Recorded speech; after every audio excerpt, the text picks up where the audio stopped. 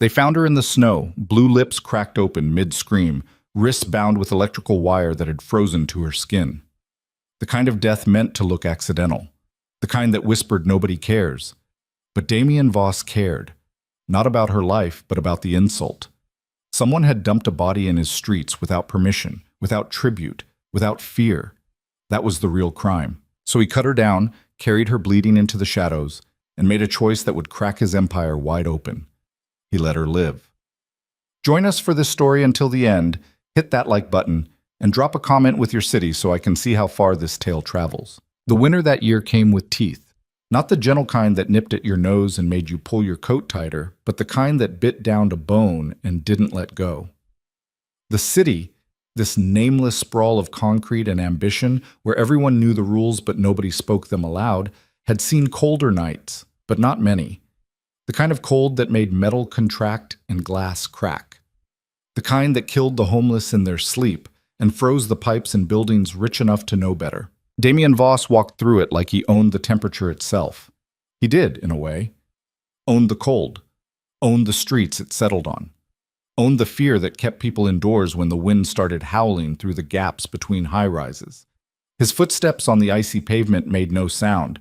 Expensive leather soles, custom-made, the kind of shoes that cost more than most people's rent. Black wool coat that fell to his knees, tailored so precisely it might as well have been painted on. No hat. No scarf, just dark hair touched with silver at the temples, and eyes that had stopped pretending to be warm about 15 years ago.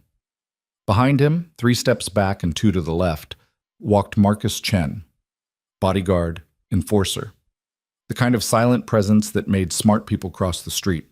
Marcus didn't speak much, never had, but his hands, scarred knuckles, broken and reset more times than anyone could count, said plenty.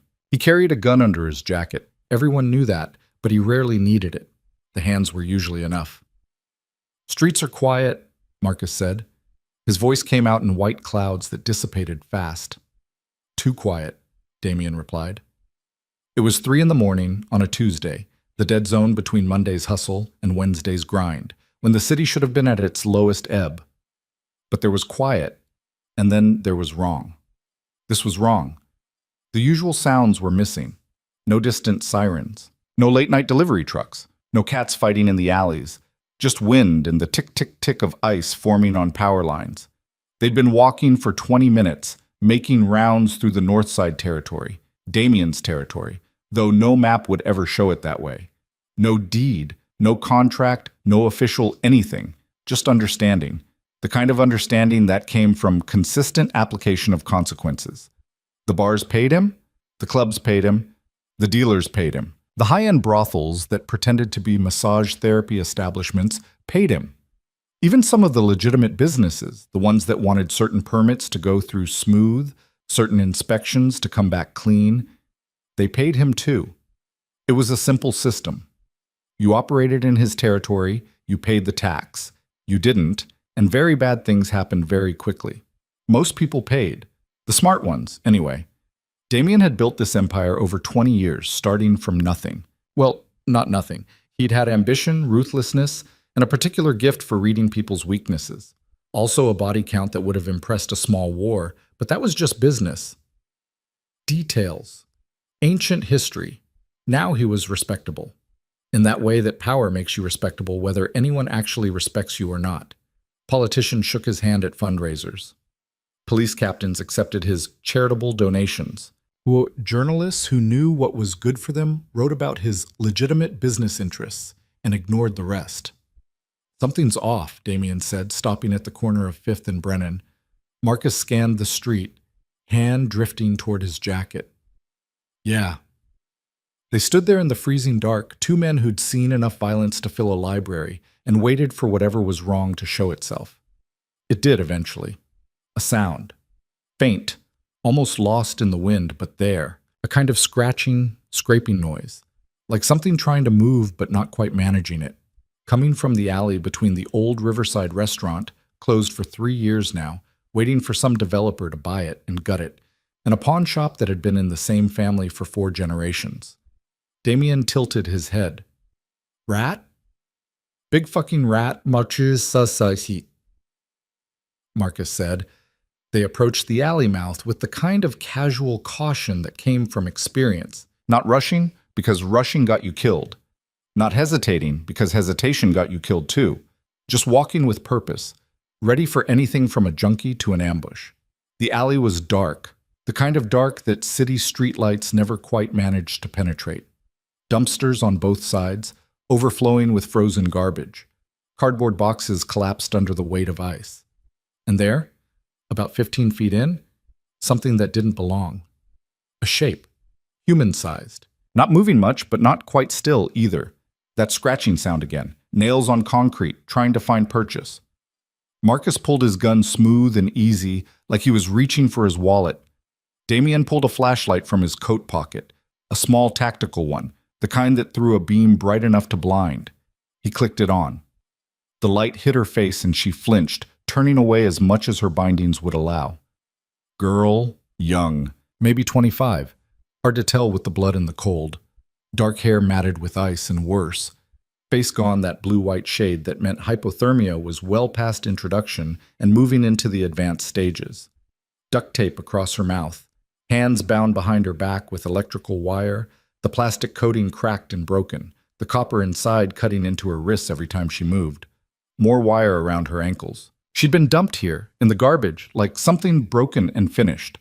But she wasn't finished.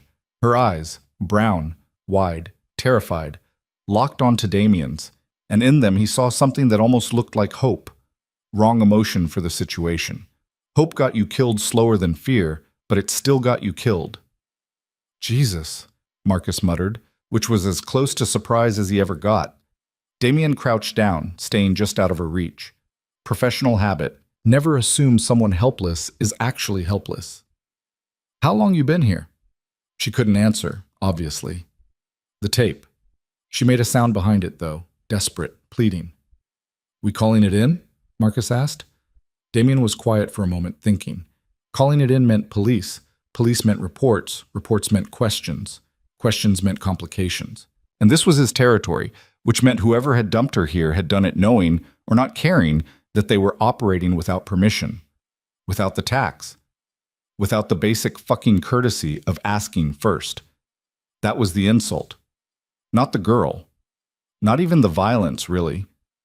Violence was just business, same as anything else. But the disrespect of doing it here in his streets, without acknowledgement, that stung. That required response. No, he said finally. We're not calling it in. He reached out and ripped the tape off her mouth in one quick motion. Better to do it fast. She gasped, sucked in air that probably hurt going down, cold enough to burn. Her lips were cracked and bleeding. Please, she managed. Voice barely there, shredded from screaming or crying or both. Please don't. Who did this?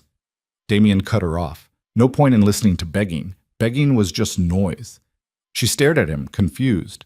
Probably expected different questions. Probably expected him to be different than he was. I can't. Her teeth were chattering so hard she could barely speak. Wrong answer, Damien said. Not angry, just factual. You saw who did this. You're going to tell me who did this. But first we're getting you out of the cold before you die and become useless. He pulled a knife from his pocket, folding blade, nothing fancy, just functional, and cut through the wire at her ankles. Her wrists would have to wait until they were somewhere with better light. The wire had cut deep enough that removing it here, in the dark, could end with her bleeding out faster than they could move her. Can you walk? She tried. Got about halfway to standing before her legs gave out. The hypothermia, or the shock, or just the simple fact that she'd been lying in freezing garbage long enough for her muscles to forget how they worked. Marcus caught her before she hit the ground, steadied her with one hand while keeping the gun ready with the other. Safe house, Damien said. The one on Mockingbird. Marcus nodded. You sure? I know what it is. Damien stood, brushing ice from his knees. And I know what this is. Someone dumped a body in my territory without asking. Someone thinks they can operate here without consequences. That's a problem. She's the solution. She's a witness, Marcus pointed out. Exactly. Damien looked at the girl, who was staring at both of them like they were speaking a language she almost understood, but not quite. Someone wants her dead, which means someone's scared of what she knows, which means she knows something worth being scared about, which means she's valuable. He started walking back toward the street, expecting them to follow. They did. Marcus half-carried the girl, her feet dragging through the slush and garbage, making tracks that would be frozen solid within minutes. The safe house on Mockingbird was one of 4 properties Damien kept for situations that required discretion. Old brownstone, 3 stories, sandwiched between an accounting firm and a Vietnamese restaurant that stayed open until 4 in the morning. Nondescript. The kind of building you'd walk past 100 times and never remember. Inside, it was clean, maintained, stocked with supplies. Medicine, food, clothes, weapons. Everything you might need if you were hiding from the world, or hiding the world from something. Marcus had the girl on the couch within 5 minutes of arrival, wrapped in blankets, space heater blasting. Damien worked on the wires at her wrists with careful precision, peeling the metal away from torn skin, swabbing the wounds with antiseptic that made her hiss through her teeth. The cuts weren't as deep as they could have been, but they were bad enough. Probably need stitches. Definitely need antibiotics. "What's your name?" he asked while he worked. She was shaking, the hypothermia, the shock wearing off and leaving room for terror. Lena Cross." "Lena Cross," he repeated, like he was filing it away. "You work around here?" Yes, the diner, Joe's, on 7th. "I know it." Everyone knew Joe's, 24-hour place, mediocre coffee, decent pie. The kind of establishment that survived on location more than quality. "You a waitress?" "Yeah." "Good at it?" She blinked, thrown by the question. I guess? I don't know. I show up, I do the work, I go home." "Tips decent?" "What?" Damien finished with her wrists, started wrapping them in clean gauze. "Tips. You make good money?" No, not really. Why does it?" "Because I'm trying to figure out why someone would want you dead, Lena Cross." He tied off the bandage, neat and precise. "Military training, long time ago. Different life. You're a waitress at a 3rd-rate diner in a 4th-rate neighborhood. Not exactly a high-value target. So either you pissed off someone with more anger than sense, or you know something you shouldn't know. Which is it?" She pulled her hands close to her chest, cradling the bandaged wrists like they might fall off. I didn't do anything. I just worked. I just served food and cleaned tables and went home. That's all." Someone doesn't grab a nobody off the street and leave them to freeze for no reason. Damien sat back, studying her. "Someone thinks you're dangerous. I need to know why." "I'm not dangerous," her voice cracked on the word. "I'm nobody. I'm just trying to survive." Marcus appeared with a cup of something hot. Tea, probably. Shoved it into her hands. "Drink." She did, wrapping her fingers around the mug like it was the only warm thing left in the world. Maybe it was, from her perspective. Damien watched her drink, watched her hands shake, watched the color start to come back into her face. Shock was wearing off. Good. Shock made people stupid, made them unreliable. He needed her sharp. "Here's how this works," he said after she'd had a few sips. "You're alive because I decided you're worth more alive than dead. That decision isn't permanent. It's conditional on you being useful. So we're going to sit here in this warm room and you're going to tell me everything, every detail, every conversation you overheard at that diner, every customer who gave you weird vibes, every time someone tipped too much or too little or asked questions that seemed off. Everything. And if I think you're lying or holding back or wasting my time," he leaned forward, "then I'll dump you right back in that alley and let nature finish what someone else started. Understand?" She stared at him. The hope in her eyes had died somewhere between the alley and here, replaced by something colder. Understanding, maybe. Or just acceptance that she'd traded one kind of danger for another. "I understand," she said quietly. "Good." Damien settled back in his chair. "Start talking." She talked for 2 hours. At first it was halting, broken. The kind of nervous rambling that people do when they're scared and trying to fill silence with anything that might keep them valuable. But Damien had patience. He let her meander, let her circle back, let her contradict herself and correct and add details. Because somewhere in all that noise was signal, and he was good at finding signal. Joe's Diner, she explained, was the kind of place that attracted a certain clientele. Late-night workers, insomniacs, people who had nowhere else to be at 3 in the morning. But also, and this was where it got interesting, people who wanted to meet somewhere public enough to seem innocent but empty enough to have private conversations. I didn't pay attention at first, Lena said. She'd stopped shaking about an hour in, color fully back in her face now, though she still clutched the mug like a lifeline. I mean, you serve enough tables. You stop listening to what people say. It's just noise, background. But then I started noticing the same people. Same time, same booth, same order, every Tuesday and Thursday. 3 guys, always dressed nice, business casual. One of them, the older one, he always ordered black coffee and toast. Never ate the toast, just ordered it. Describe him, Damien said. 50s, maybe, gray hair, kept it short, clean-shaven, expensive watch. One of those ones that's just the right amount of flashy, Like he wanted people to notice, but not too much. He had this scar.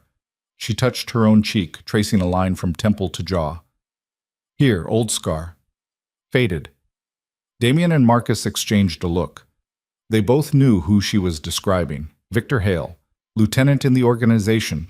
Reliable, smart, ambitious, in that careful way that made him useful instead of dangerous. Or so Damien had thought. What did they talk about? Damien asked, keeping his voice neutral. I didn't catch all of it. I wasn't trying to listen, I swear. But you hear things when you're refilling coffee or wiping down the next table. They talked about shipments, routes, numbers, lots of numbers, percentages, I think, and names, not full names, just first names or nicknames. Tony, Red, the Russian, Marco. Each name was a knife in Damien's gut. Tony Soprano, not the TV one, different guy, ran the docks. Red Wallace, who controlled the meth trade in the East Side. The Russian was Mikhail Volkov, arms dealer. Marco Dante, who had his fingers in prostitution, gambling, and a dozen other pies. All of them competitors, all of them rivals, all of them people Victor Hale had no business meeting with unless he was planning something stupid. When did this start? Damien asked. His voice hadn't changed, but Marcus had tensed, hand drifting toward his gun again. Maybe 2 months ago? 3? I don't know exactly. They came regular for a while, then they stopped about 2 weeks back. 2 weeks. Right around when Damien had started noticing certain inefficiencies in the operation. Small things. Shipments delayed. Information leaking to competitors faster than it should. Nothing big enough to raise alarms, but enough to notice if you were paying attention. And Damien always paid attention. Did they ever see you listening? He asked. No. I don't think so. I was careful. I wasn't trying to spy, I heard things. You can't not hear things when you're standing right there. But someone noticed. She nodded slowly. Last week, Thursday night, I was closing up. I work the late shift usually, and this guy came in. Never seen him before. Young, maybe 30. Nice suit. He sat at the counter, ordered coffee, didn't drink it, just sat there watching me clean. And then when I went to cash out my tips, he followed me to the back. Not obvious, just followed. What did he say? He asked if I knew who he was. I said no. He said I should forget I'd ever seen him. I said, okay. I didn't know what else to say. And then he left. She paused. But the next night, he was back. Different guy with him this time. They sat in a booth and watched me my whole shift. Didn't order anything except coffee. Just watched. And I knew, I don't know how I knew, but I knew they were checking. Seeing if I'd say anything, if I'd do anything. But you didn't. I didn't even know what I'd heard. Not really. It was just names and numbers. It didn't mean anything to me. Except it did. It meant everything. It meant Victor was building something on the side, using Damien's infrastructure and connections to cut deals with competitors. Playing both sides. And when Lena became a liability, someone who'd seen too much, heard too much, Victor or someone working for Victor had decided to handle it the permanent way. Sloppy, though. That was the thing that bothered Damien most. If you're going to kill a witness, you kill them clean. Make it look like an accident or a mugging gone wrong. You don't bind them with electrical wire and dump them in an alley like garbage. That was personal. Angry. The kind of kill that suggested whoever did it wasn't professional, just desperate. What happened after that? Damien asked. I left work Wednesday night around midnight. My car was parked 2 blocks away. I can't afford the lot, so I use street parking. I was walking, and I heard footsteps behind me. I walked faster. They walked faster. I started running. Her voice got quiet. I didn't make it far. How many? 2. One grabbed me from behind, put something over my face. Cloth, smelled like chemicals. I tried to fight, but she shrugged, helpless. Next thing I remember is waking up in that alley. Couldn't move. Couldn't scream. Just cold. Marcus spoke up for the first time in a while. They left you alive. What? Whoever did this, he continued, they didn't finish the job. You were bound and dumped, but not killed. Either they're idiots, or they wanted it to look like you froze to death naturally. Make it harder to trace back. Or, Damien added, someone screwed up. Someone was supposed to make sure you died and didn't, which means someone's going to be in a lot of trouble when their boss finds out.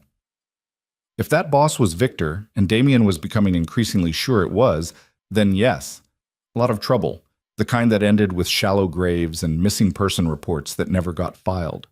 Lena looked between them, and something in her expression shifted. The fear was still there, but underneath it was a harder edge. Anger, maybe, or just exhaustion. So what happens now? Now? Damien stood, stretched, his back cracked in 3 places, getting old, getting slow, though he'd never admit it out loud. Now you stay here. You don't leave. You don't call anyone. You don't exist until I say you exist. Marcus will stay with you. Make sure you have what you need. Food, clothes, medical supplies, anything you want within reason. And what are you going to do? He looked at her, this nobody waitress who'd stumbled into something way over her head and felt nothing. Not sympathy, not guilt, not even irritation. Just calculation. She was a piece on the board now. A useful piece, potentially, but still just a piece. I'm going to find out who tried to kill you, he said, and then I'm going to make them wish they'd succeeded. The thing about betrayal was that it always came from the inside. Enemies you expected, rivals you planned for. Competition was natural, healthy even, kept you sharp. But betrayal? That was personal. That was someone you'd trusted, someone you'd elevated, someone who'd eaten at your table and counted your money and sworn loyalty, turning around and spitting in your face. Damien had dealt with betrayal before, came with the territory. First time was 20 years ago, when he was still building the empire from scratch. Partner named Eddie Costa, good guy, solid worker, seemed loyal. Turned out Eddie was skimming, not much, but enough to notice. Damien gave him one chance to make it right. Eddie tried to run instead. They found him 3 weeks later in a motel in Nevada, minus his hands and most of his blood. After Eddie, there'd been others. Maria Gonzalez, who'd sold information to the FBI. Tommy Two-Time Patterson, who tried to start his own operation using Damien's suppliers.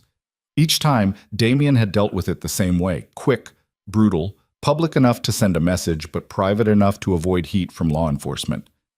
But Victor? Victor was different. Victor was family. Not blood family. Damien didn't have any of that left, hadn't for years. But the kind of family you built in this business.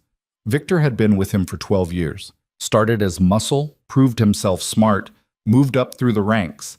He ran the North Side operations now, managed the money, kept the peace. Damien had trusted him with everything. Apparently that was a mistake. He drove through the city as dawn started to break, Marcus next to him, city waking up around them. The snow had stopped, but the cold hadn't, and everything was covered in that gray-white frost that made the world look dirty and tired. People were starting to emerge, early shift workers, delivery trucks, the first wave of morning commuters. Normal people living normal lives, completely unaware that the man in the black sedan passing them controlled half the criminal enterprise in the city. You thinking what I'm thinking? Marcus asked. Depends. You thinking Victor's been selling us out for months and we missed it? Yeah. Then yes. They drove in silence for a while. Damien's mind was working through scenarios, possibilities, angles. If Victor was playing both sides, he'd have covered his tracks. Smart guys always did. The meetings at the diner were probably just the visible tip of something deeper. Conversations in encrypted apps, Money moving through shell companies, products redirected, information traded, alliances formed in the shadows. The question was, how deep did it go? Was Victor acting alone? Or did he have support inside the organization? How many others had been turned, bought, convinced that Damien's empire was past its prime and ripe for picking? And more importantly, how did you root out cancer without killing the patient? We need proof, Damien said finally. Can't move on Victor without proof. Not with his position. He's too connected. We go after him without cause. We split the organization. Half will think we're paranoid. The other half will wonder if they're next. So we get proof. Yeah, but careful. Victor knows how we operate. He's been part of it long enough. We go loud. He'll know and he'll run. We need to be surgical. They pulled up to a building on the west side, 8 stories, mixed commercial and residential. Looked like it hadn't been updated since the 70s. Damien owned it through 3 layers of shell corporations. Top floor was his. Office, apartment, armory. The kind of place where you could live and work and wage war from the same 4,000 square feet. Inside, past security that looked like building maintenance but carried enough firepower to stop a small army. Up the elevator that moved too slow and creaked too much. The penthouse was sparse, functional. Leather furniture, hardwood floors, windows that showed the whole city spread out like a map. Damien liked maps, liked being able to see the territory, mark the boundaries, watch the pieces move. He went to his desk, solid oak big enough to land a helicopter on, and pulled up his phone. Started making calls. First call, David Lee, who ran the financial side. I need transaction records for the last 6 months. Everything moving through the north side accounts. Every penny in, every penny out. I don't care if it's legitimate or not, I want it all. And David, smart enough not to ask questions he didn't want answered, just said, when? Yesterday. I'll have it by noon. Second call. Angela Reyes, who managed information gathering. Former NSA analyst who'd gotten tired of government pay and government bureaucracy.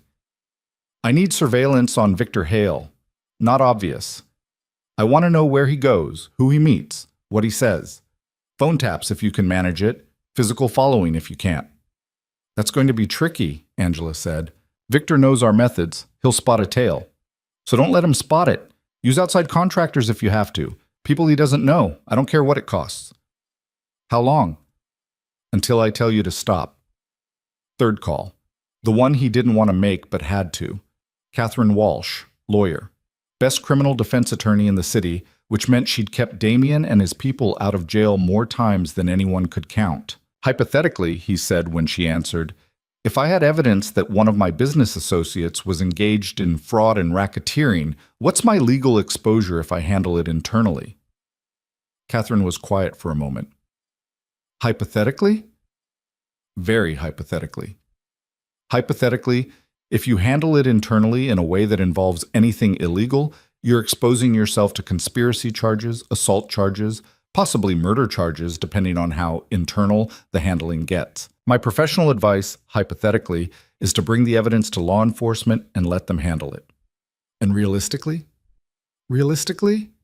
She sighed. Realistically, you're going to do whatever you're going to do, and I'm going to bill you an obscene amount of money to keep you out of prison afterward. Just try to minimize the body count this time. Dead people make for complicated legal arguments. Noted. He hung up, sat there in his chair looking out at the city. The sun was fully up now, weak winter light making everything look washed out and tired. Somewhere out there, Victor was probably having breakfast. Coffee and eggs, maybe. Reading the news, planning his next move, thinking he was safe, thinking he was clever, thinking he'd gotten away with it. He hadn't. But Damien needed to be smart about this. Rushing in angry was how you made mistakes. This required patience, planning, precision, the kind of careful dismantling that looked effortless from the outside, but took enormous effort behind the scenes. Marcus appeared with coffee. Real coffee, none of that diner swill. Turkish, thick and bitter, the way Damien liked it. What's the play? We watch, Damien said. We gather evidence. We build the case. And when we're absolutely certain, when there's no room for doubt, we move. And the girl? Lena stays locked down. She's our insurance policy. If Victor knows she's alive, he'll panic. If he panics, he makes mistakes. We let him think he's safe for now. She's not going to like being locked up. She's not in a position to like or dislike anything. Damien drank his coffee. She's alive because I allow it. That's the only reality that matters. Lena, for her part, was discovering that being alive came with unexpected complications. The safe house was comfortable, clean, warm. Everything the alley hadn't been. But it was also a prison, and she wasn't stupid enough to pretend otherwise. Marcus had made that clear within the first hour. Don't try the doors, they're locked from the outside. Don't go near the windows. They're one-way glass, bulletproof, and alarmed. Don't use your phone. You don't have it anymore. And even if you did, calls are monitored. Don't do anything except sit here and wait. So she sat and waited and thought about how completely fucked her life had become. 3 days ago, her biggest problem was whether she'd make enough in tips to cover both rent and groceries this month. Now she was being held in a safe house by a crime lord because she'd accidentally overheard conversations she hadn't even understood at the time. The universe, it seemed, had a mean sense of humor. Marcus sat in the corner, reading a book. She'd been surprised by that. Expected him to be the type who just stared at walls or cleaned guns or something equally intimidating. But no, he read. Actual books with pages and everything. Currently working through something that looked like a thriller, occasionally turning pages with the same hand that had probably strangled people. "Can I ask you something?" she said after the silence had stretched long enough to make her twitchy. He looked up, didn't say yes or no, just looked. "How long am I going to be here?" "Don't know. Days, weeks, months, however long it takes." "For what?" "For the boss to solve his problem." She hugged her knees to her chest, trying to find a position on the couch that didn't make her bandaged wrists hurt. "And what happens to me after he solves it?" Marcus went back to his book. "Don't know that either." "You're not very reassuring." "Not trying to be." "Fair enough." At least he was honest. Lena appreciated honesty, even when it came with an implicit threat of violence. She'd been trying to piece together what she'd stumbled into. The man who'd saved her, Damien, was obviously powerful, rich, connected. The kind of person who made one phone call and things happened. But he wasn't exactly benevolent. Wasn't saving her out of goodness of his heart. He'd been very clear about that. She was useful. A tool. The moment she stopped being useful, she became expendable, which meant she needed to stay useful. But how? She was a waitress. She served food and smiled and pretended to care about strangers' problems for tips that barely covered her bills. She had no skills, no connections, no leverage. Nothing except whatever information was in her head.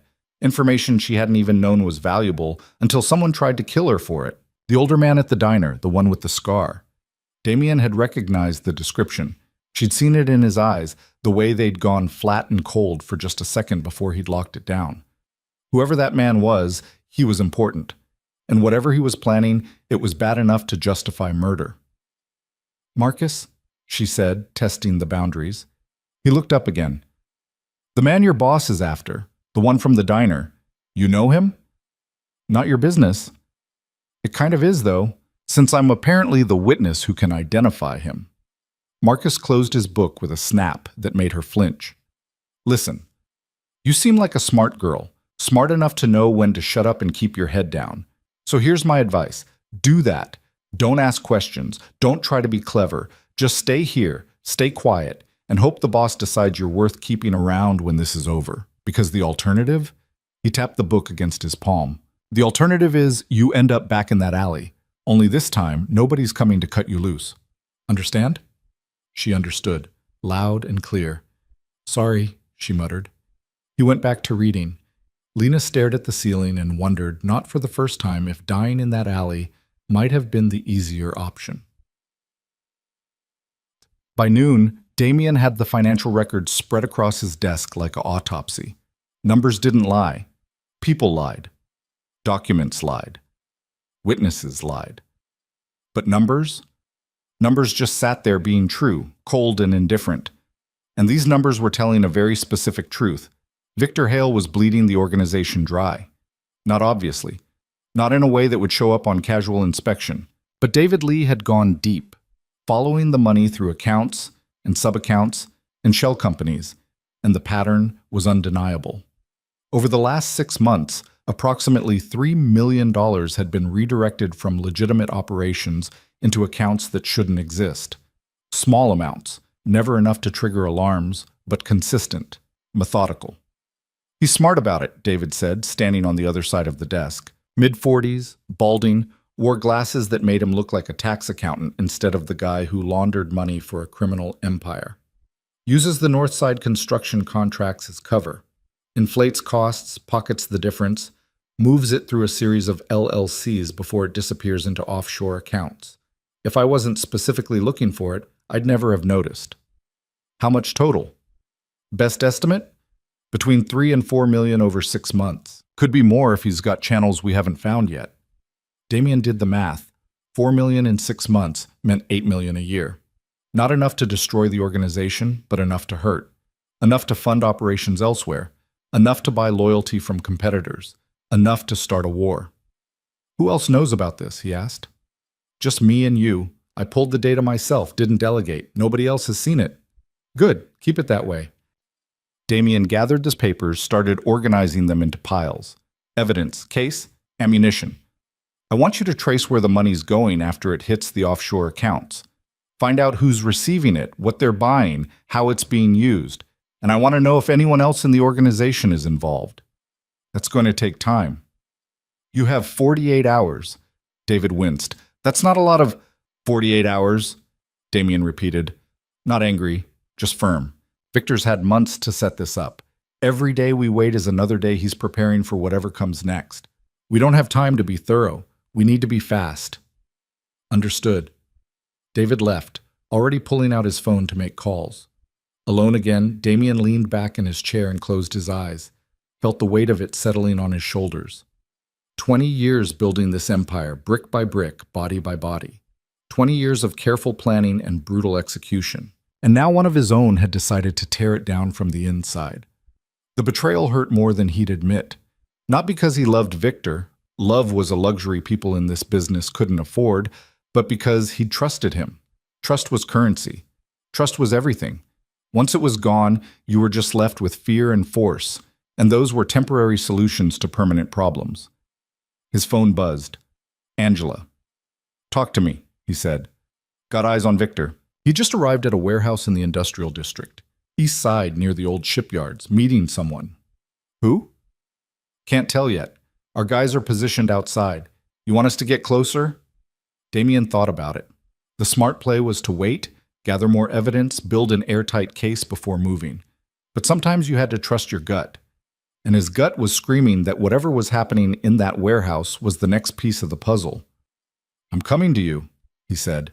Keep your distance, but maintain visual. I want to know everyone who goes in or out. Roger that. He grabbed his coat, checked his gun. Sig Sauer P226, reliable, familiar weight, and headed for the door. Marcus met him in the hallway. We moving? We're observing, Damien corrected. Victor's meeting someone. I want to know who and why. They took separate cars, standard protocol for situations that might turn hot. Easier to scatter if things went sideways. The drive to the industrial district took 20 minutes through traffic that was somehow both heavy and moving, the kind of paradox that only city driving could produce. Damien used the time to think, to prepare, to shift from businessman to soldier. Different mindset, different rules. The warehouse was exactly the kind of place you'd pick for a clandestine meeting. Abandoned, isolated, surrounded by other abandoned buildings that nobody cared about anymore. Graffiti on the walls, broken windows, chain-link fence that had seen better decades. Angela's team was positioned in a building across the street. Second floor, good sightlines. Damien joined them. 3 people. Angela herself, plus 2 contractors he didn't recognize. All of them had cameras with telephoto lenses, the kind that could count pores from 100 yards away. Status? He asked. Angela handed him a camera. Victor went in about 10 minutes ago. Black sedan, 2 bodyguards. They're still inside.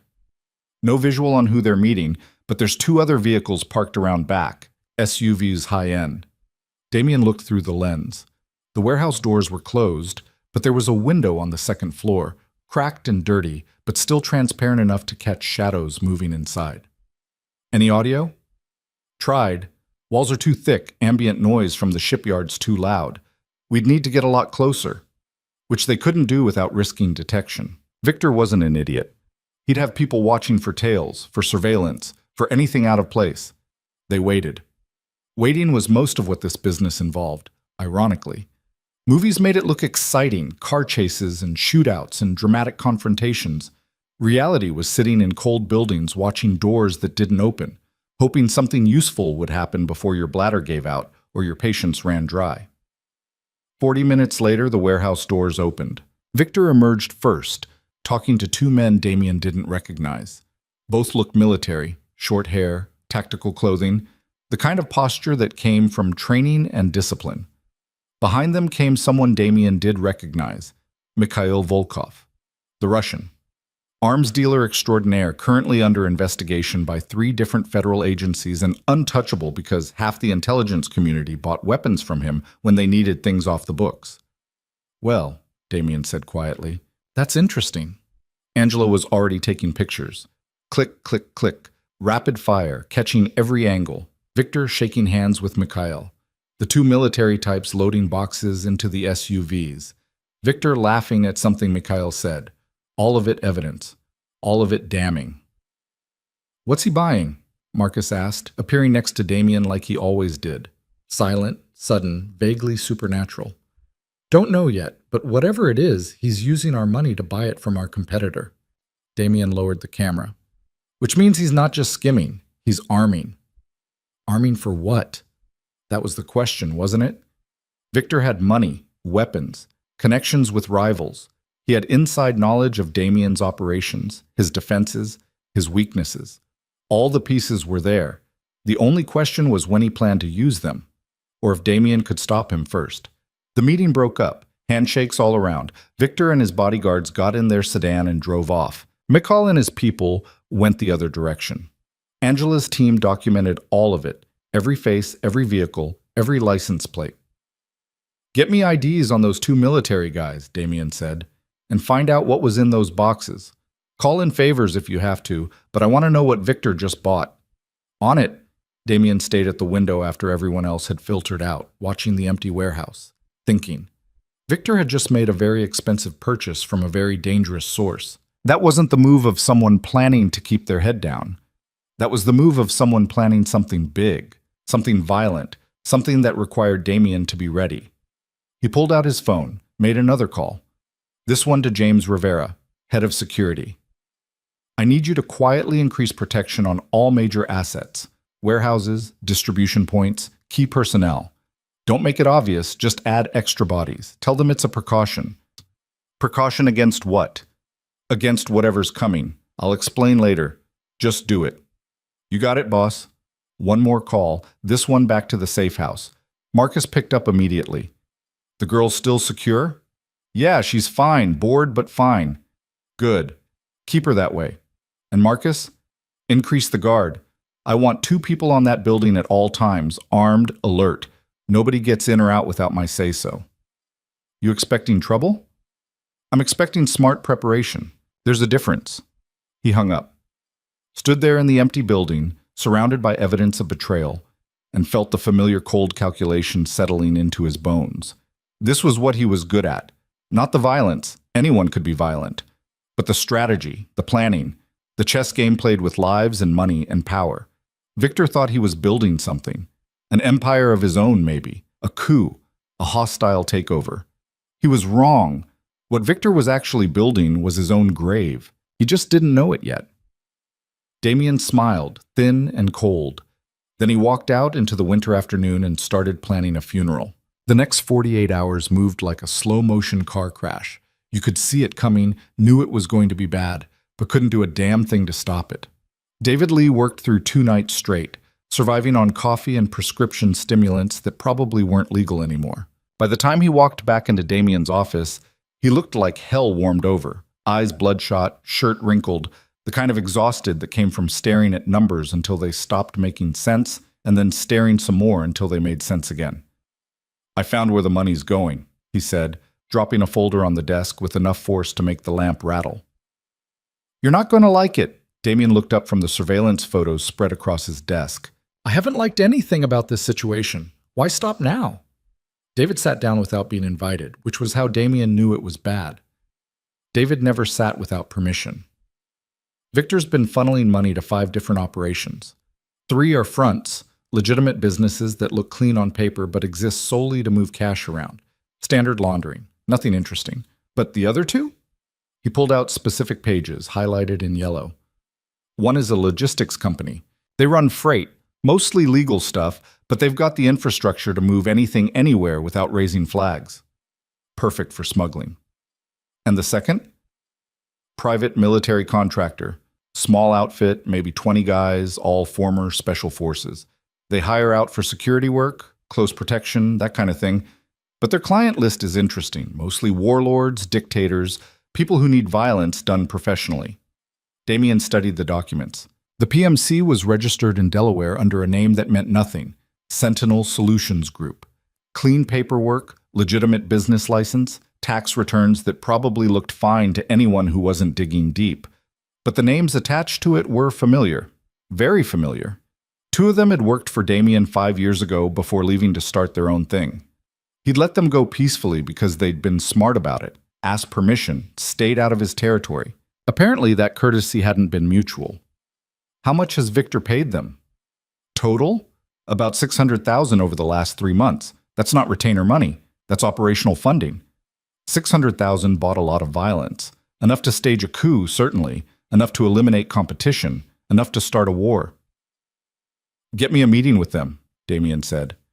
David blinked. With who? Sentinel Solutions.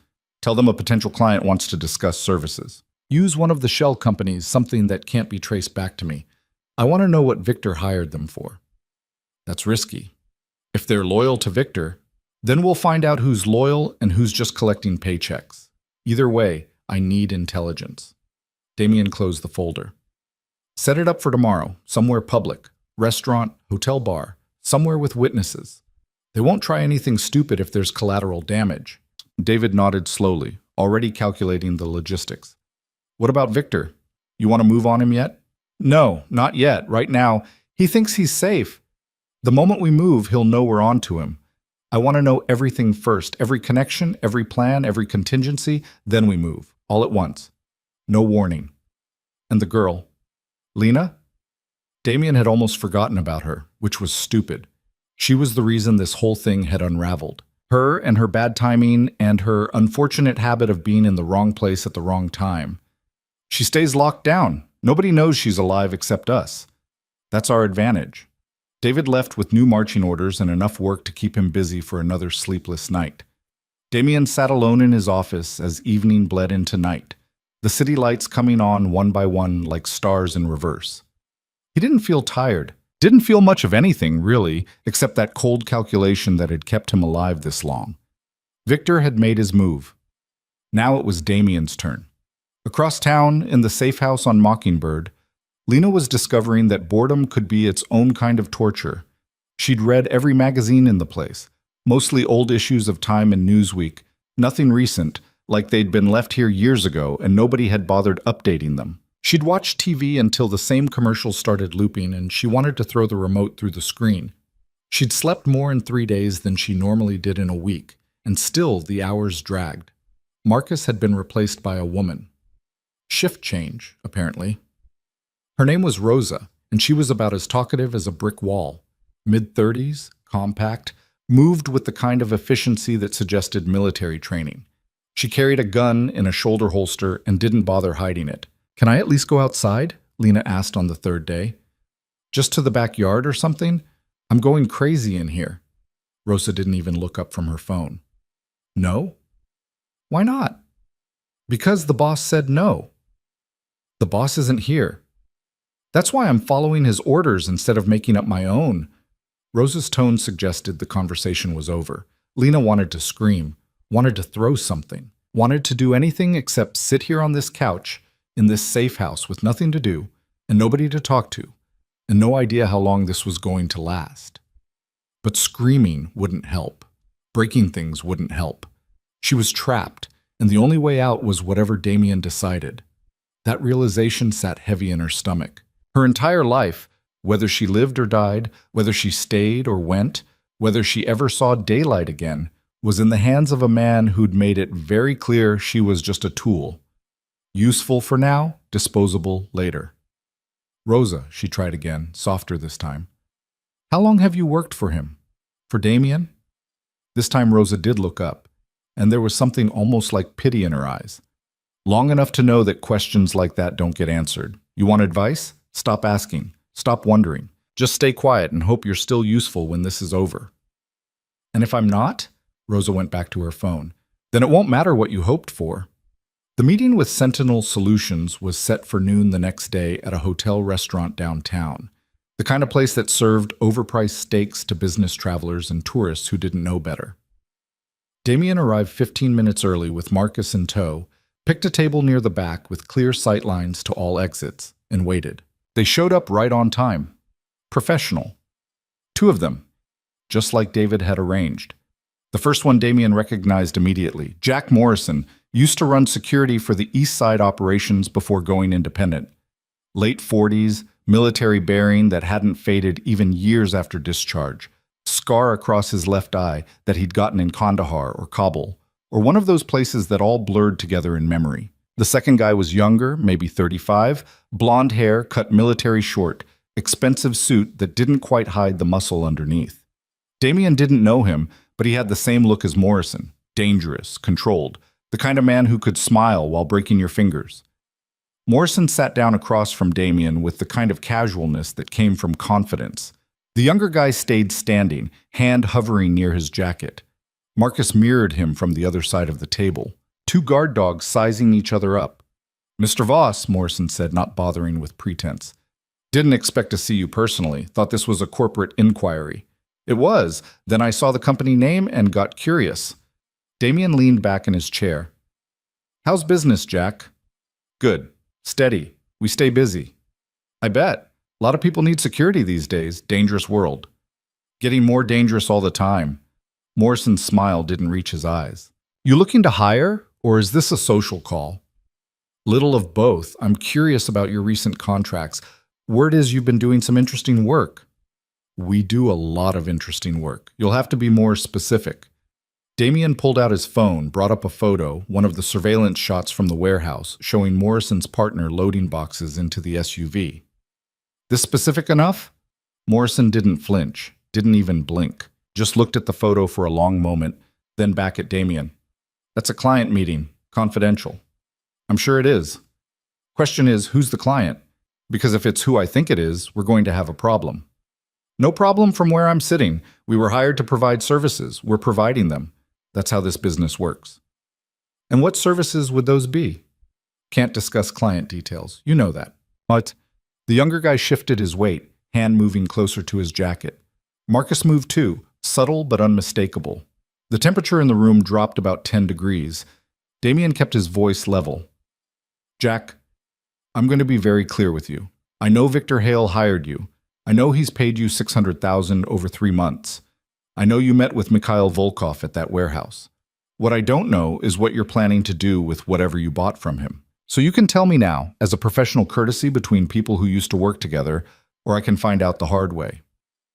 Your choice. Morrison's jaw tightened. You're putting me in a difficult position. No, Victor put you in a difficult position. I'm offering you a way out. And if I take your way out, what happens to our contract? Depends on what the contract is for. If it's defensive work, security, protection, nothing happens. You finish the job, collect your money, we part ways friendly. But if it's offensive? Damien's voice went cold. If you're planning to hit my operations, my people, my territory, then that contract is void, and you and I are going to have a very different conversation.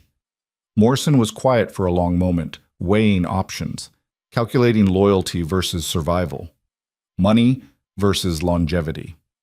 Finally, he said, we were hired to secure a location and protect personnel during a transition of assets. What location? 3 warehouses, North Side District, Damien's warehouses, where he stored product, money, weapons, the infrastructure that kept the whole operation running. And the transition? Moving inventory from your control to alternative management. Alternative management being Victor. Morrison nodded barely. When? 6 days from now, Friday night. We were told your security would be light because of some event. Wedding, I think. Half your people taking the night off. There was a wedding. Tommy Giacomo's daughter, big Italian affair. Most of the organization invited. Damien had approved the time off himself, wanted to keep morale up, show he cared about his people's families. Victor had been counting on that, counting on Damien being predictable, sentimental, soft. And after you secure the warehouses, then what? Morrison looked uncomfortable. That wasn't part of our contract. We were hired for the initial action. What happens after, that's between Victor and whoever else he's working with. But you have guesses. I have guesses. None of them good for you. Damien sat back, processing. Victor was planning a coup. Hit the warehouses during the wedding, take control of the physical infrastructure, then probably move on the financial side. Accounts, holdings, legitimate businesses.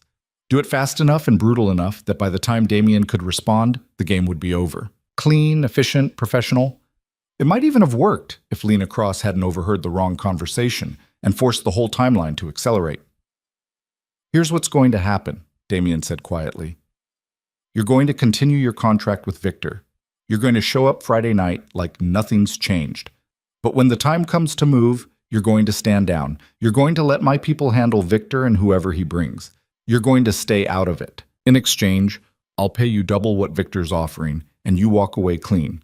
No blowback, no consequences, no hard feelings. And if I say no, then you're picking a side in a war you can't win. Victor's finished, Jack. Whether you help him or not, he's done. Question is whether you go down with him. Morrison looked at his partner. Some silent communication passed between them. Then back to Damien. Double? Double. Plus a bonus if you deliver Victor's full operational plan. Everything he's shared with you. Timetables, personnel, contingencies. That's a lot of money.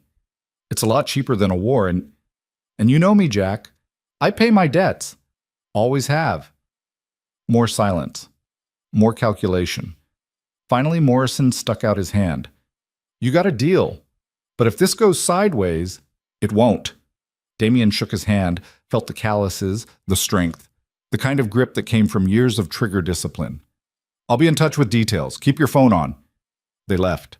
Damien and Marcus stayed, ordered coffee they didn't drink, sat there while the lunch rush came and went around them. You trust him? Marcus asked eventually. No. But I trust his greed, and I trust his survival instinct. He knows which way the wind's blowing. And if he warns Victor, then we move up the timeline and hit them both. But I don't think he will. Morrison's smart. Smart people don't go down with sinking ships. Damien's phone buzzed. Angela, talk to me. Got IDs on those military guys from the warehouse. Both former Spetsnaz. One of them's wanted by Interpol for war crimes in Chechnya. The other has outstanding warrants in 3 countries. Real professional killers. What were they moving in those boxes? Took some digging, but I got a source at the Port Authority. Shipping manifest says industrial equipment, but weight and dimensions don't match. My guess? Weapons. Probably automatic rifles, maybe explosives. How many boxes? 15. If they're packed tight, that's enough firepower to outfit a small army. Enough to take the warehouses. Enough to hold them against counterattack. Enough to turn Friday night into a bloodbath. Keep monitoring, Damien said, and get me locations on those Spetsnaz guys. I want to know where they're staying, who they're meeting, what they're doing every hour of every day. Already on it. He hung up, looked at Marcus. We're running out of time. Yeah. I need to see Victor, face to face, before Friday. That's risky. He might suspect. He already suspects something, or he wouldn't be moving this fast. But suspicion and certainty are different things. I need to look him in the eye. See how good his poker face is. Marcus didn't argue. He knew better. When? Tonight. Call him. Tell him I want to discuss the Northside numbers. Make it sound routine. And if he says no, he won't. He's too smart to refuse a meeting without raising alarms. He'll come. And when he does, I'll know exactly how much time we have left. The call went out. Victor answered on the second ring, all casual professionalism like nothing was wrong. Sure, he could meet tonight, 8 o'clock, the office? No problem. See you then, boss. Damien spent the rest of the afternoon preparing. Went over the evidence again, memorizing every detail, every transaction, every face and every surveillance photo. He didn't plan to confront Victor tonight. That would be stupid. premature. But he needed to be ready, needed to know the truth so completely that when Victor lied, and he would lie, Damien would see right through it. At 7:30, he sent Marcus to check the office for bugs, cameras, anything that might compromise the meeting. At 7:45, he reviewed his gun, made sure it was loaded, chambered around, just precaution. He didn't think Victor was stupid enough to try something here, in Damien's own territory, but stupid happened more often than it should in this business. At 7:50, Victor walked through the door. He looked good, relaxed, well-dressed as always, expensive suit that probably cost 3 months of a normal person's salary. Hair perfect, shoes shined, smile confident. If Damien hadn't known better, he'd think Victor was exactly what he appeared to be, a loyal lieutenant, competent and trustworthy. "Boss," Victor said, shaking hands. His grip was firm, no sweat, no tells. "What's this about?" "Northside numbers looked off last month," Damien said, gesturing to the chair across from his desk. "Wanted to go over them with you. Make sure everything's clean." "Everything's clean. I can walk you through the reports if you want, but I promise, it's all there." "I'm sure it is. You've always been thorough." They spent 20 minutes reviewing spreadsheets that Damien already knew by heart. Victor explained variances, justified expenses, pointed out seasonal fluctuations in revenue. All of it was technically accurate. All of it was lies wrapped in truth. The money was moving exactly where Victor said it was moving. It's just that some of it kept moving after that, into places Victor wasn't mentioning. Damien watched him the whole time, watched his hands, his eyes, the way he held his shoulders, looking for cracks, looking for nervousness, looking for anything that suggested guilt or fear or awareness that his whole world was about to collapse. He saw nothing. Victor was either the best actor Damien had ever met, or he genuinely believed he was going to get away with it. Maybe both. "Looks good," Damien said finally, closing the last folder. "Sorry to waste your time. I'm just getting paranoid in my old age." Victor smiled. "You're not old, and paranoia's kept you alive this long. I'd be worried if you stopped being careful." "True enough." Damien leaned back. "You going to Tommy's daughter's wedding Friday?" "Wouldn't miss it. You know how Italians are about family events. Skip the wedding, you're insulting 3 generations. "You're bringing security?" "Just the usual. 2 guys. Why?" "No reason. Just making sure everyone's covered. Big event, a lot of people. Want to make sure nothing goes wrong." "Nothing's going to go wrong," Victor said with absolute confidence. "It'll be fine." They talked for another few minutes, small talk, meaningless pleasantries, the kind of conversation people have when they're pretending everything's normal. Then Victor left, still smiling, still confident, still completely unaware that he was walking dead. Marcus appeared from the next room where he'd been listening. "Well?" "He's good," Damien admitted. "Better than I thought. Didn't crack once." "So what now?" "Now we finish preparing. We've got 6 days until Friday. That's 6 days to shore up security, position our people, and make sure when Victor makes his move, we're ready to cut him off at the knees." "You want to warn the wedding?" Damien thought about it. The wedding would have maybe 200 people. Half the organization, their families, civilian friends who had no idea what most of the guests actually did for a living. If shooting started there, it would be a massacre.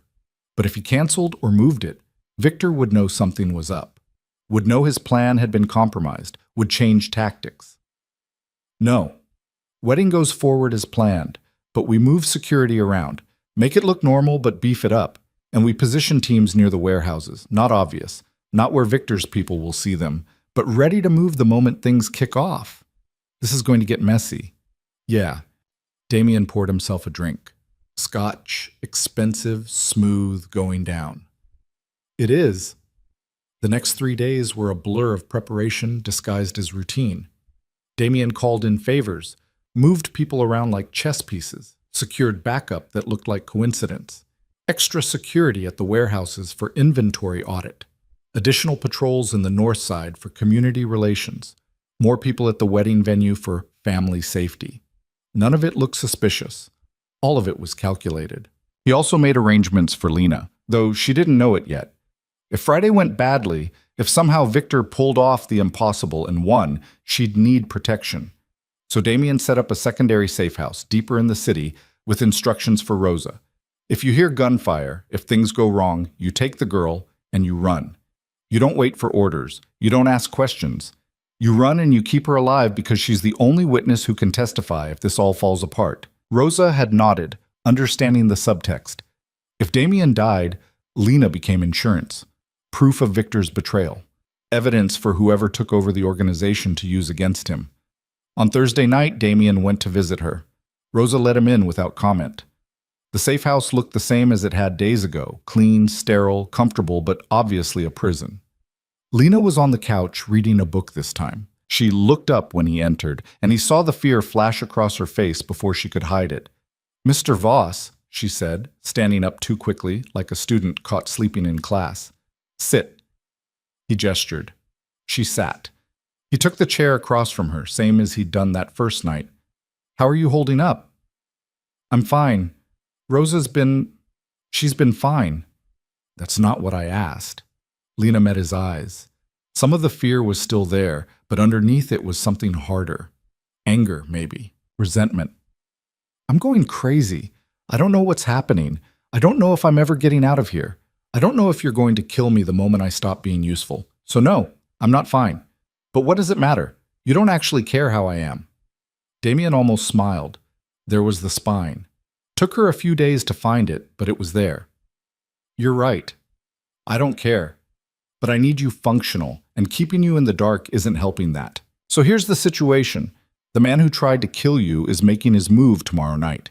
He's planning to hit my operations, take control of my territory. I'm going to stop him. It's going to be violent. There's a chance it goes wrong, and if it does, Rosa has instructions to get you out of the city.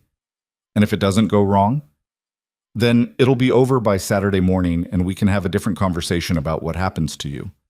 She absorbed that. "The man from the diner, the one I described. That's who you're talking about. Yes? He worked for you. He did. And now he's trying to kill you.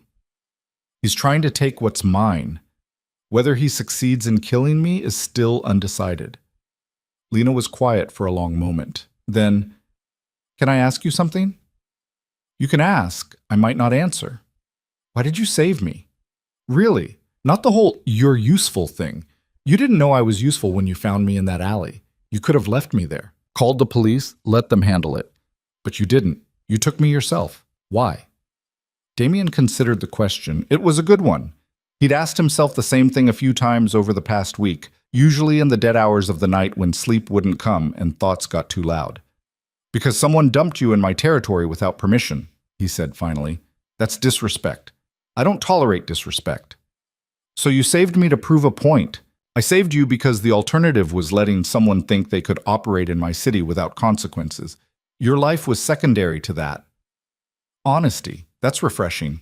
She didn't sound grateful, just tired.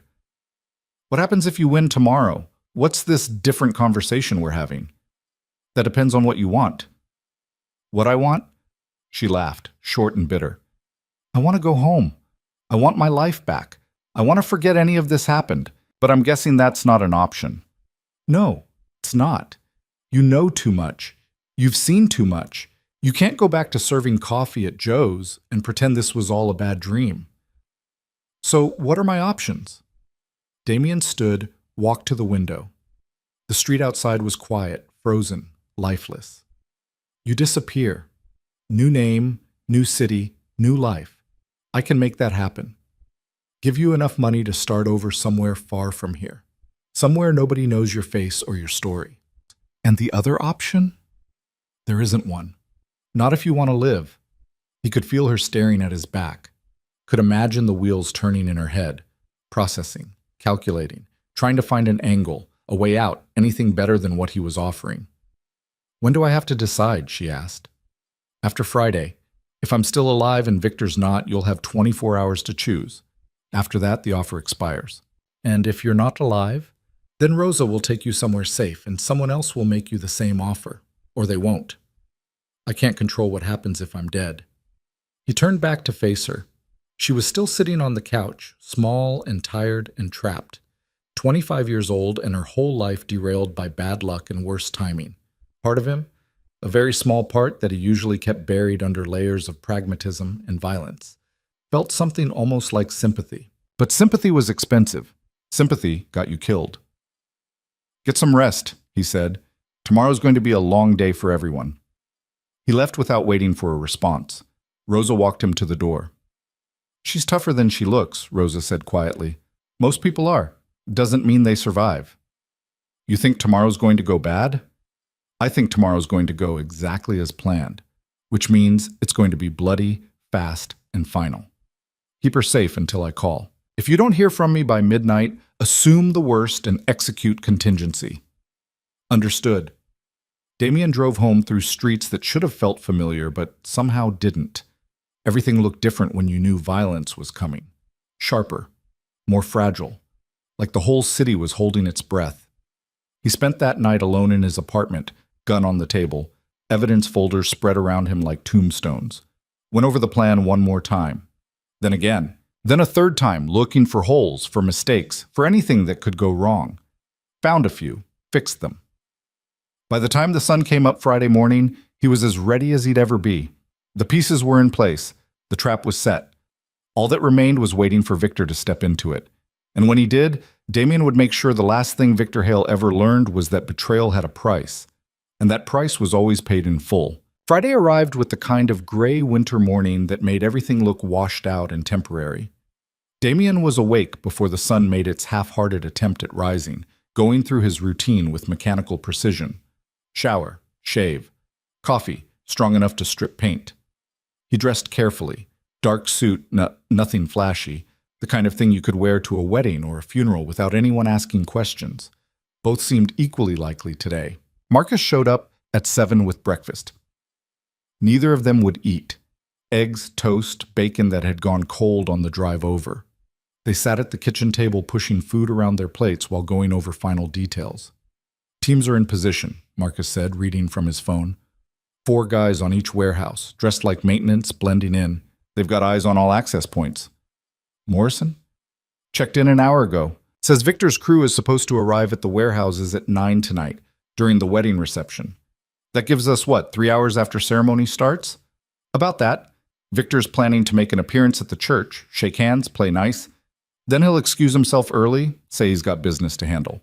By the time people realize he's gone, the warehouses will be secured and we'll be dealing with a hostage situation." Damien nodded slowly. Classic misdirection. Show your face where you're expected, establish an alibi, then disappear while everyone's distracted. "He's bringing security to the wedding?" 2 guys. Same ones he always uses, Frank and Eddie, both armed, both loyal. "Loyal enough to die for him?" Marcus shrugged. "Guess we'll find out." The day crawled forward with agonizing slowness.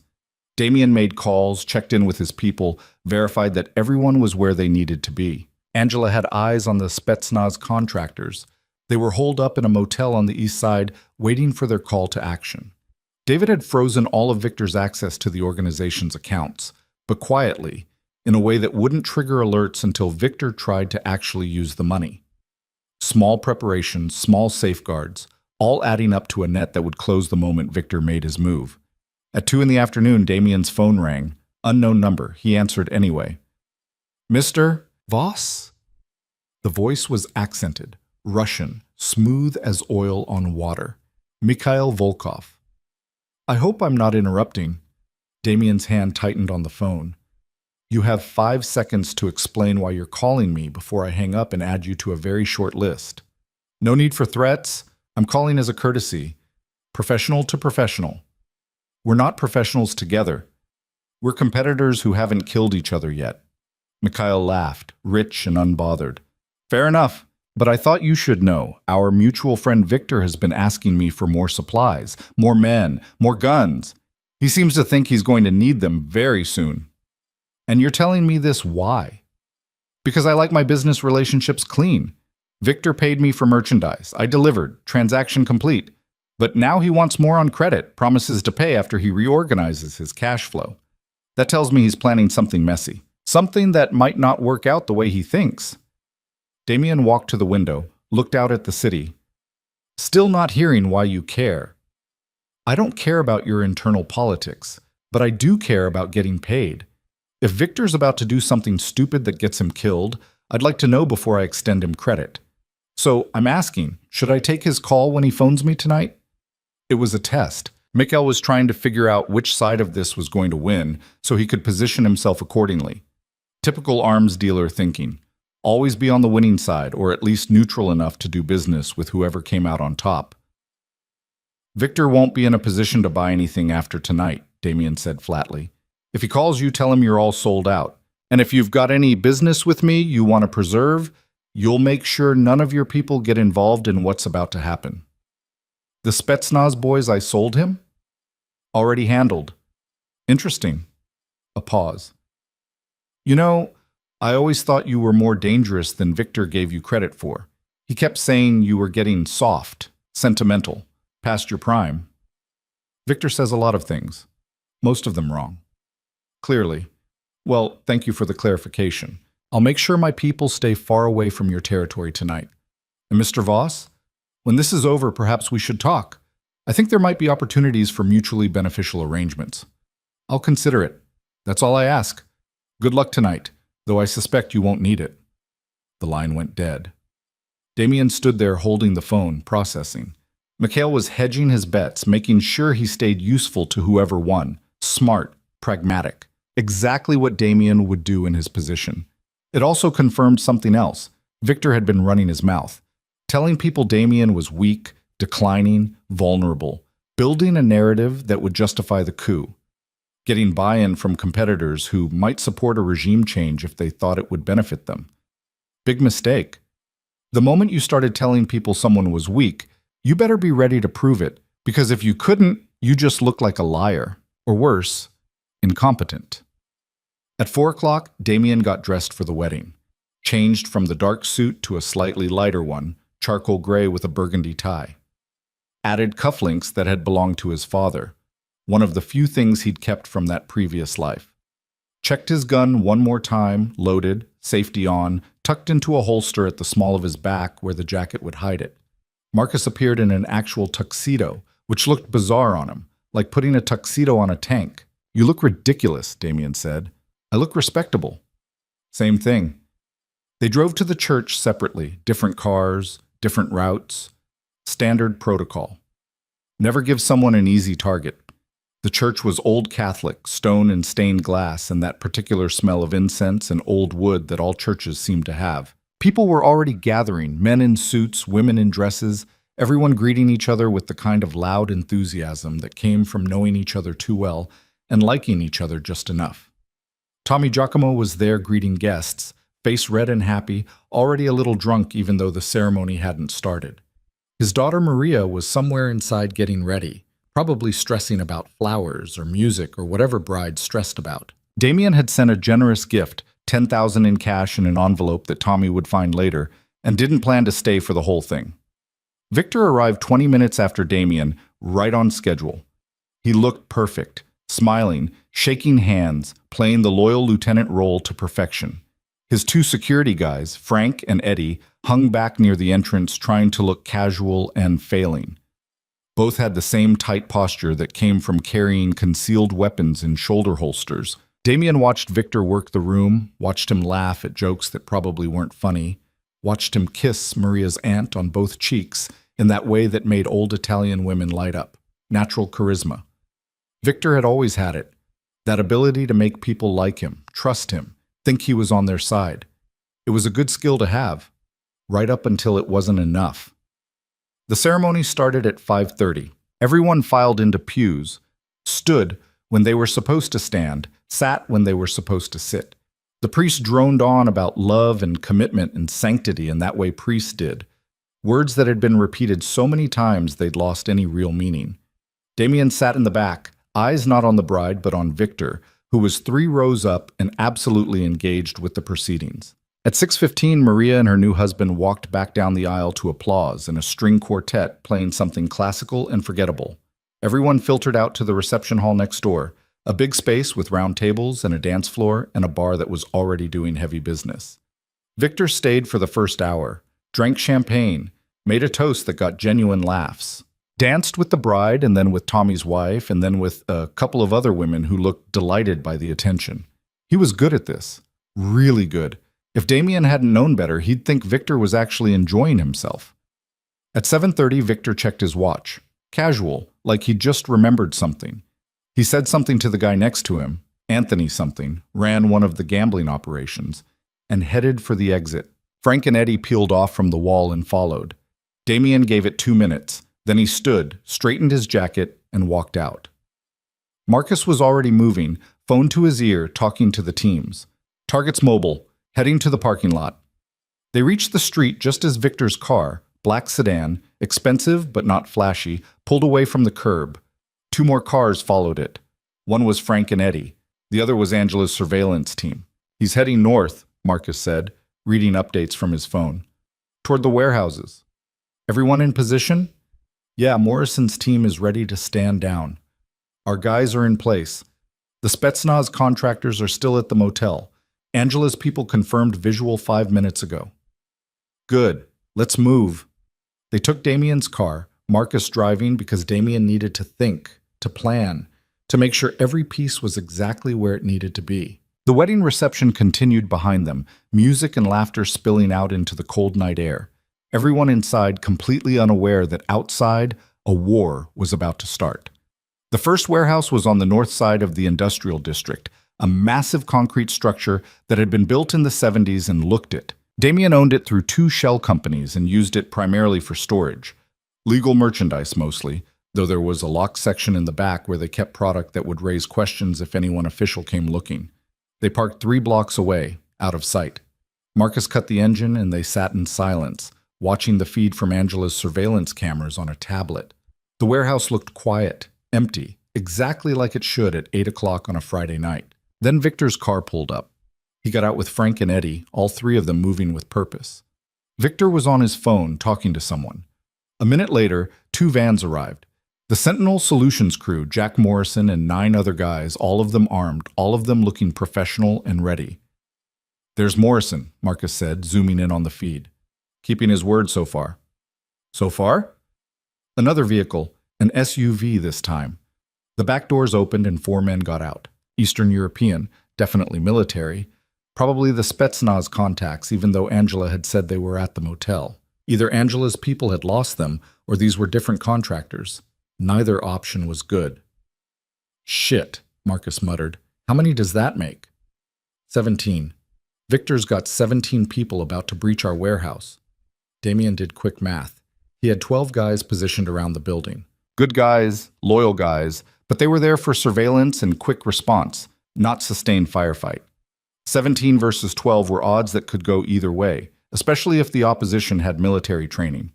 Call for backup, he said. Get everyone who's not at the wedding. I don't care where they are or what they're doing. I want bodies here in the next 10 minutes. Marcus made the call while Damien watched the tablet. Victor and his crew were at the warehouse entrance now, one of them working on the lock. Professional work, no smash and grab, just quiet, efficient breaking and entering. The lock gave way and they filed inside, weapons drawn, moving like they'd done this before. What's the play? Marcus asked. Damien thought about it. He could wait for backup, surround the building, force Victor into a siege situation. Clean, controlled, minimal risk. But Victor would have time to fortify, time to call for his own reinforcements, time to potentially hurt the hostages if he had any. The longer this dragged on, the messier it would get. Or he could go in now, hit them while they were still securing the building before they expected resistance. Fast, brutal, risky as hell. We're going in, he said. Now, with our numbers? Now, before they dig in, before they realize we're on to them. Marcus didn't argue. Just checked his gun, chambered around, and nodded. Your funeral. Hopefully theirs.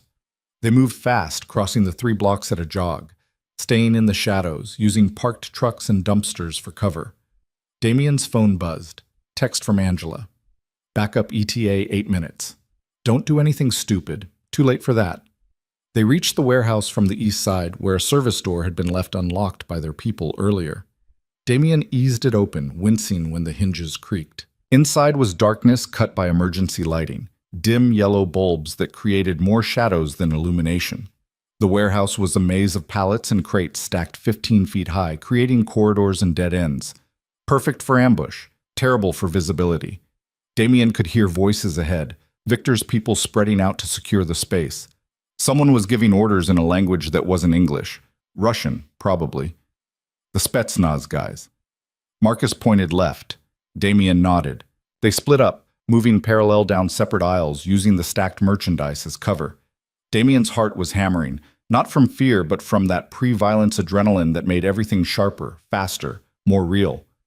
He heard footsteps. Close. Getting closer. He pressed himself against a crate, gun ready, breathing controlled. A figure rounded the corner, one of Victor's guys, young, nervous, sweeping his flashlight beam across the space. Damien stepped out and hit him across the jaw with the butt of his gun. The guy went down hard, flashlight clattering away, beam spinning across the floor. Not dead, not even unconscious, just dazed and hurting. Damien kicked the gun away from his reaching hand and kept moving. More voices ahead. Then a shout. Someone had found the guy he'd hit. The element of surprise was gone. "Contact! We got contact!" The shout echoed through the warehouse. Then the first gunshot, loud as thunder in the enclosed space, flashlighting up the darkness like a strobe. And then all hell broke loose. Gunfire erupted from multiple directions. Damien dropped behind a pallet as rounds chewed through the wood above his head, splinters raining down.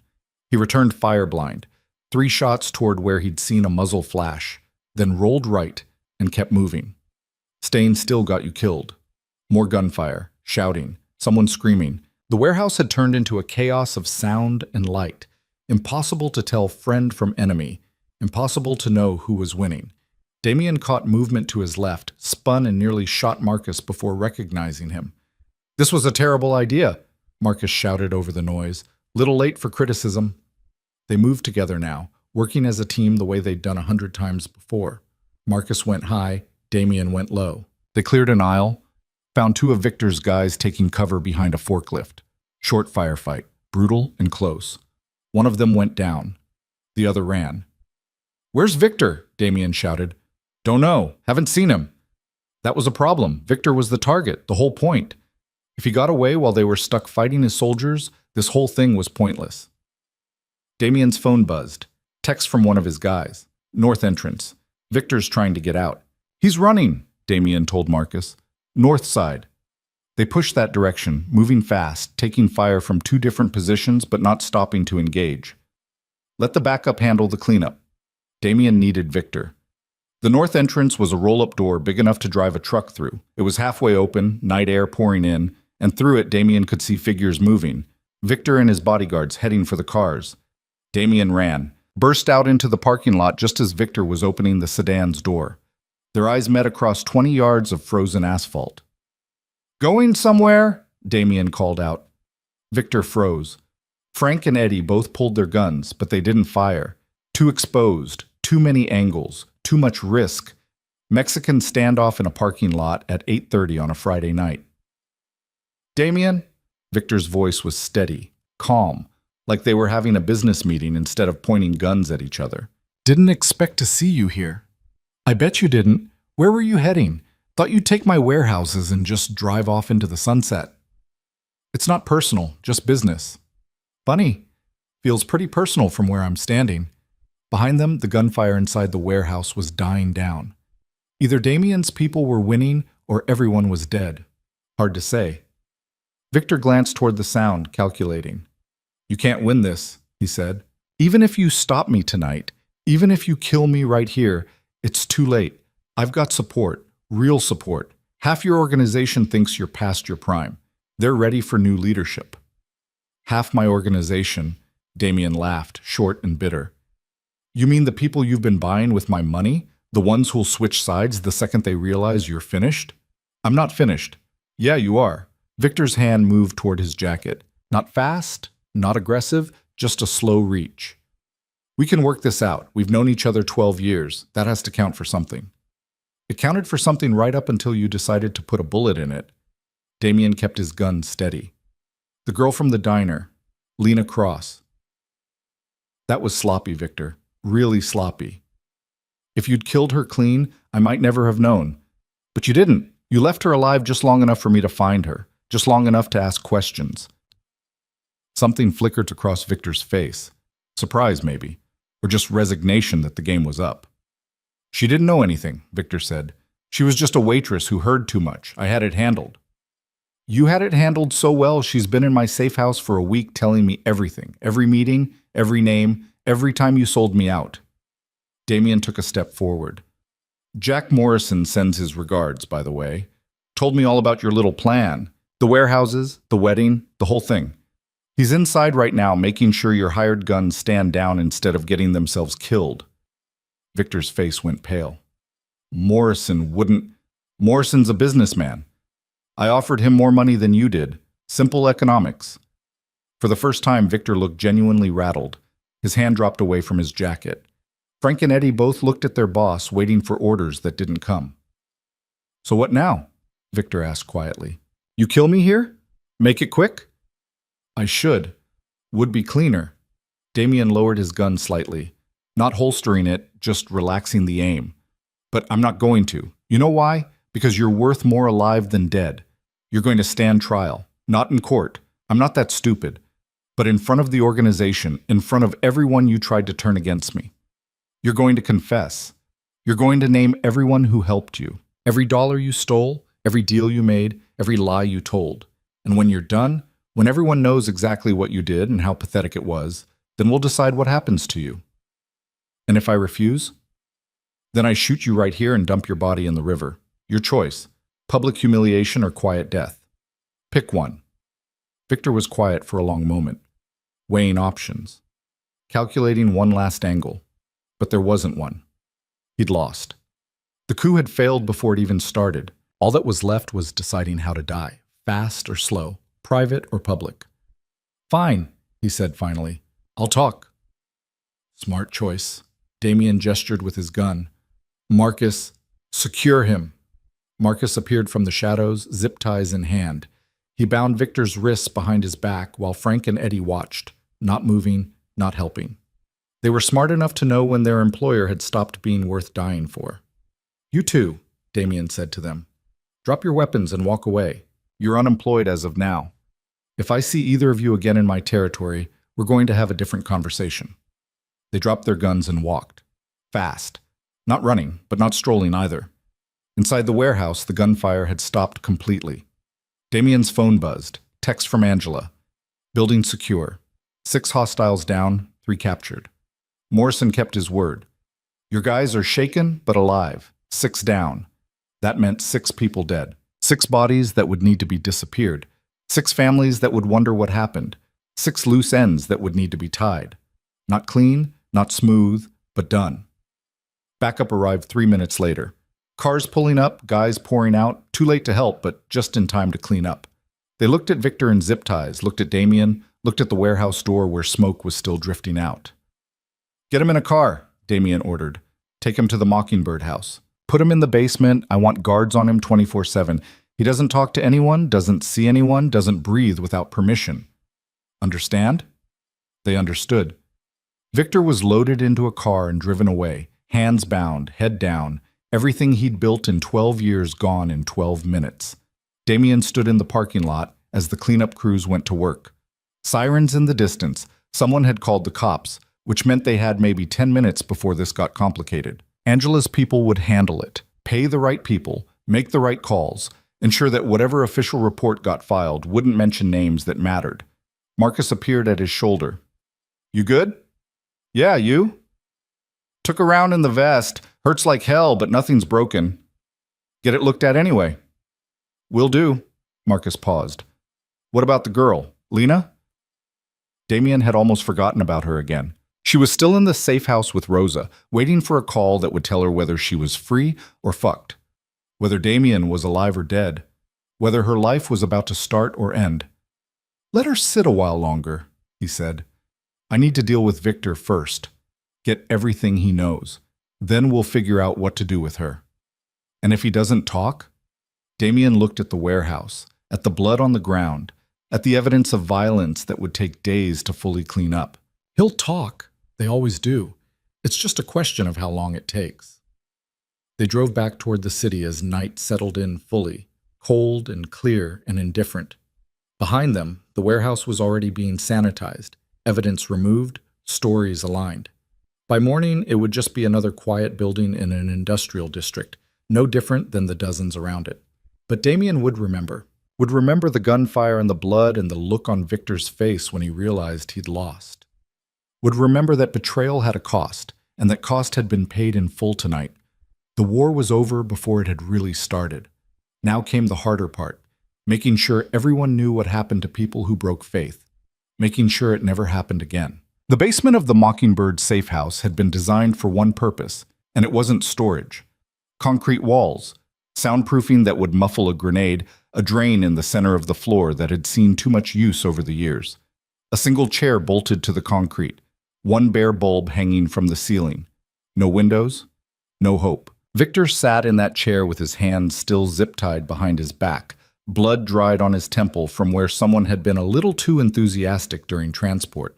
He looked smaller somehow, diminished without the expensive suit and the confident smile and the whole performance he'd been running for 12 years. Just a man in a basement, waiting for consequences. Damien arrived at midnight. He'd gone home first, changed out of the wedding clothes, taken a shower that had turned the water pink with someone else's blood. Now he wore jeans and a black sweater, nothing fancy, nothing that couldn't be thrown away if it got dirty. Marcus was with him, plus two guys Damien didn't know well, new recruits, early 20s, eager to prove themselves. They'd guard the door and learn what happened to traitors. Victor looked up when Damien entered. His face was pale, eyes red-rimmed from stress or tears or both. "I want a lawyer," Damien almost laughed. "This isn't that kind of conversation." "I have rights." "You had rights. You traded them for ambition and poor planning." Damien pulled up a second chair, sat down facing Victor, close enough to see the fear, far enough to avoid anything stupid. "But I'm not here to hurt you, not yet. I'm here to listen. You're going to tell me everything, and then we're going to decide what happens next. And if I don't, then Marcus takes over, and he's not as patient as I am." Marcus cracked his knuckles, which was theatrical but effective. Victor flinched. "Start talking," Damien said. "Who else was involved? How deep does this go?" Victor was quiet for a long moment, staring at the floor, probably running through scenarios in his head, trying to figure out if cooperation would save him or just delay the inevitable. Finally, he looked up, and something in his expression had shifted. Resignation, maybe, or just exhaustion. "Anthony Corso," he said quietly, "from the gambling operations.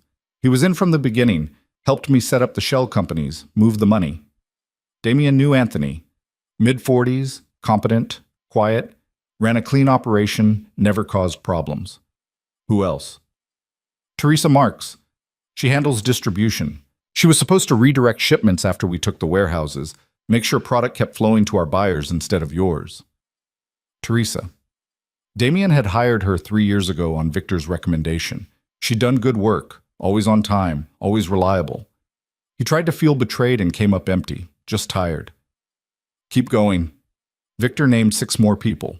Some Damien knew well, some he barely recognized. A driver, 2 warehouse supervisors, an accountant, a lawyer who'd helped structure the offshore accounts. Not half the organization like Victor had claimed in the parking lot, but enough. Enough to hurt. Anyone else? "No, that's everyone who knew the whole plan. I had others who were sympathetic, who'd probably have switched sides if we'd succeeded, but they weren't active participants." "Names." "I don't—" "Names, Victor. All of them. Everyone who smiled at me while thinking about my funeral." It took another hour to get the complete list. 23 names total. Some active conspirators, most just opportunistic rats who'd have jumped ship given the chance. Damien listened to each one, committed them to memory, made mental notes about who would need to be handled immediately and who could wait. When Victor finally ran out of names, Damien asked the next question. "Why?" Victor blinked. "What? Why'd you do it? You were making good money, had real authority, respect. I trusted you. So why throw it away?" "Because it wasn't mine." Victor's voice cracked slightly. "I ran your operations, made you richer, solved your problems. But it was always yours, your empire, your rules, your decision. I was just hired help. Well-paid hired help, but still. So this was about ego. This was about building something that belonged to me. not being someone's employee for the rest of my life. Damien stood, walked to the wall, leaned against it. The concrete was cold through his sweater. You know what's funny? If you'd come to me 5 years ago and said you wanted to branch out, start your own operation in a different city, I probably would have helped you, given you seed money, connections, advice. We could have been partners instead of enemies. You would have said no. You don't know that. You never asked. I know you, Damien. You don't share. You don't let go. Everything in your territory belongs to you, and you'll kill anyone who tries to take it. Yeah, Damien admitted. I probably would have said no, but you still should have asked. Would have been cleaner than this. He walked back to the chair, sat down again. They were quiet for a while, just two men in a basement thinking about choices and consequences and the distance between what could have been and what was. What happens now? Victor asked. Now you write it all down. Every name, every transaction, every meeting, everything you just told me, plus everything you didn't. I want documentation, Victor, evidence that holds up, because tomorrow night I'm calling a meeting. Everyone who matters is going to be there, and you're going to stand in front of them and confess. You're going to humiliate me. I'm going to make an example of you. There's a difference. And after I confess? Damien didn't answer immediately. He'd been thinking about this question since the parking lot, turning it over in his mind, weighing options. The smart move was to kill Victor. Quick, clean, final. Send the message that betrayal equals death. No exceptions, no appeals. But there was another option, riskier maybe, but potentially more effective. After you disappear, he said finally. Not dead, just gone. Broken. I take everything from you. Money, reputation, connections, hope. I leave you alive as a reminder that there are things worse than death. And every day for the rest of your life, you'll wake up knowing you had it all and threw it away for nothing. Victor stared at him. That's crueler than killing me. I know, that's the point. Marcus brought in a laptop and paper. Victor spent the next 3 hours writing, typing, documenting his own downfall with the kind of detail that would have impressed a federal prosecutor. He laid it all out. The meetings with Mikhail, the shell companies, the bribes, the promises made to co-conspirators, everything. By the time the sun started rising Saturday morning, Damien had enough evidence to bury Victor 100 times over, enough to justify what came next. He left Victor in the basement with guards and drove across town to the other safe house. Rosa met him at the door, looking exhausted but alert. She's asleep, Rosa said quietly. Finally. Took her until about 3 to calm down enough. She doesn't know what happened yet? No. You said not to tell her anything, so I didn't. Damien nodded. I'll wake her. You get some rest. Rosa left and Damien walked into the living room. Lena was on the couch, curled up under a blanket, face peaceful in sleep. For a moment she looked younger than 25. Just a kid who'd gotten caught in machinery too big and too brutal for anyone to navigate safely. He sat in the chair and waited. 5 minutes later, her eyes opened, groggy and confused. Then she saw him and sat up fast, blanket falling away. What happened? The words came out rushed, panicked. I heard... Rosa wouldn't tell me anything, but I heard something on the news about a shooting, and I thought... It's over, Damien said. Victor's done. His coup failed. Nobody's coming to kill you. She processed that. Relief and confusion fighting for space on her face. So I can leave? We need to talk first, about what happens next. He told her the basics, not the details. She didn't need to know about the basement or the interrogation or the bodies at the warehouse, just the outcome. Victor had betrayed him. Damien had stopped it. The threat was neutralized. And the other people? She asked. The ones from the diner, the ones who were meeting with him. Being handled, all of them. What does that mean, handled? Damien met her eyes. It means you don't need to worry about them anymore. That's all you need to know. She hugged herself, pulling her knees up to her chest. So what happens to me? That's what we need to discuss. I told you before, you can't go back to your old life. You know too much. You've seen too much. But I can give you a new one. New name, new city. Enough money to start over somewhere far from here. Somewhere nobody knows your face or your story.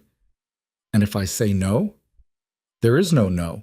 This isn't optional, Lena. You either take what I'm offering or you become a loose end, and I don't leave loose ends.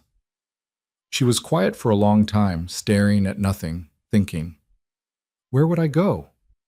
Anywhere you want, within reason.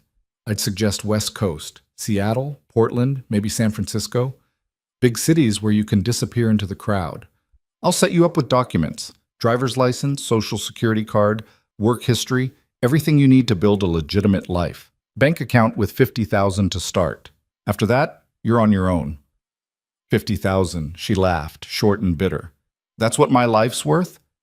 What it costs to make me disappear? That's what it costs to keep you alive and give you a chance. Whether you take that chance or waste it is up to you.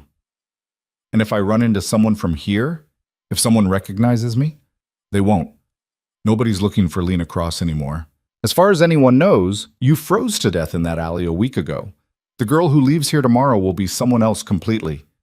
She was crying now, quiet tears that she didn't bother wiping away. I don't want to be someone else. I want my life back. I want my apartment and my job and my friends and everything that was mine.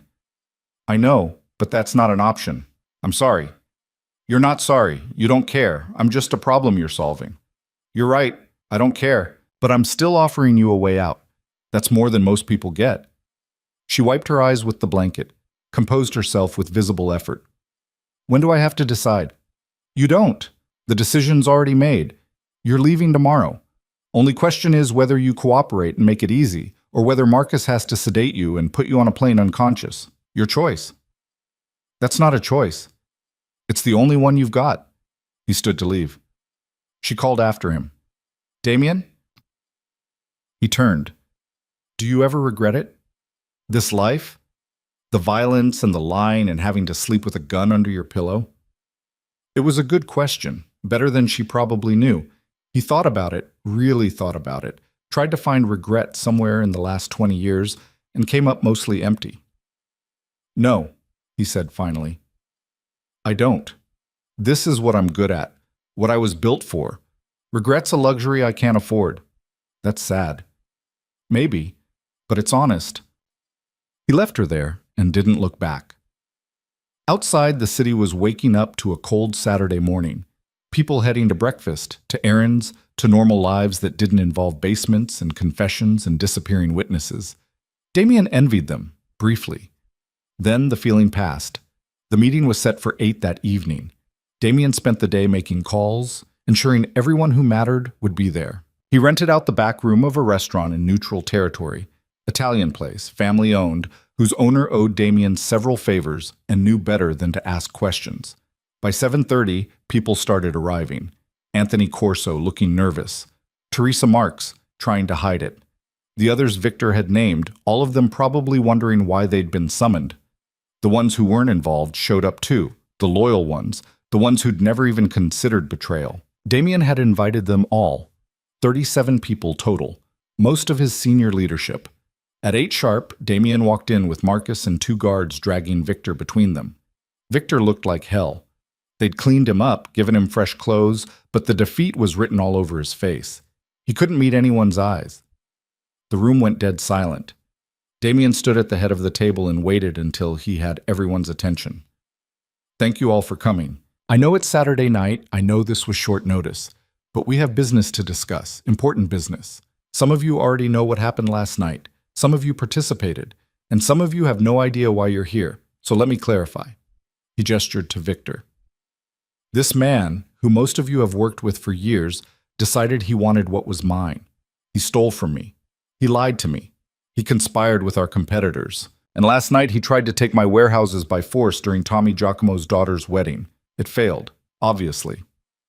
Murmurs around the room, shock from some, guilt from others. Damien let them process.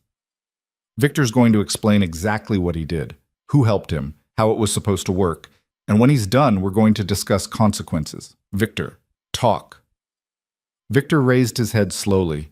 His voice when he spoke was barely above a whisper. It started about 8 months ago.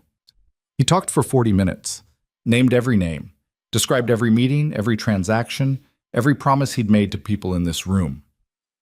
Anthony Corso's face went white. Teresa Marks looked like she might throw up. The others who'd been named tried to maintain composure and mostly failed. The ones who hadn't been involved looked angry, betrayed not just by Victor, but by people they'd worked alongside, trusted, considered friends, or at least allies. When Victor finally finished, the room was silent except for someone's ragged breathing. Might have been Anthony. Might have been Teresa. Hard to tell. Damien spoke into that silence. Everyone who was named, stand up. 8 people stood, slowly, reluctantly, like they were climbing scaffolds. You have 2 options, Damien said calmly. Option 1, you return everything you took, every dollar, every favor, every piece of leverage. You resign from your positions. You leave the city within 72 hours and you never come back. You do that, you live. You get to start over somewhere else, same as Victor here. And option 2? Anthony's voice shook. Option 2 is I make an example of you the way I should probably make an example of Victor. Bodies in the river. Families asking questions nobody answers. I'd prefer option 1, cleaner. But I'll do option 2 if that's what it takes to make the point. No one spoke. You have until Monday morning to decide. Anyone who doesn't leave by then, I'll assume has chosen option 2. Meeting adjourned for those who were named. The rest of you stay. The 8 filed out like mourners at a funeral. Their own, probably. When they were gone, Damien addressed the remaining 29. I want to be very clear about something. What happened here, this betrayal, this attempted coup, it happened because I got complacent. I trusted when I should have verified. I assumed loyalty instead of ensuring it. That's on me. I own that failure. He let that settle. But going forward, things change. We're tightening operations, more oversight, more accountability. And anyone who even thinks about pulling what Victor tried, they should know it won't end with exile. It'll end with the kind of disappearance that doesn't leave questions because there's nothing left to question. Are we clear? Nods around the room, some enthusiastic, some scared, all of them understanding. Good. Now let's talk about restructuring. We've got 8 vacancies to fill as of Monday. I need recommendations for replacements. People we can trust. People who understand that loyalty isn't optional, it's the price of admission. They spent 2 hours going over organizational charts, discussing candidates, realigning territories. Business as usual, except for the undercurrent of fear that made everyone extra careful with their words. By the time the meeting ended, it was past 11. People filed out quietly, speaking in hushed tones, probably headed to bars or homes where they'd process what they'd witnessed. The old guard being purged, the price of ambition laid bare. Damien stayed until everyone was gone except Marcus and the 2 guards still holding Victor. What do you want us to do with him? Marcus asked. Damien looked at Victor, this man he'd trusted for 12 years. This man who'd shared his table and his secrets and his vision for what the Empire could be. Tried to find anger and found only exhaustion. Take him to the city limits, give him $500 and a bus ticket, drop him at the station. After that, he's not our problem. Victor's head snapped up. You're letting me go? I'm exiling you. There's a difference. You're alive because killing you would be too easy. You get to live knowing you had everything and lost it.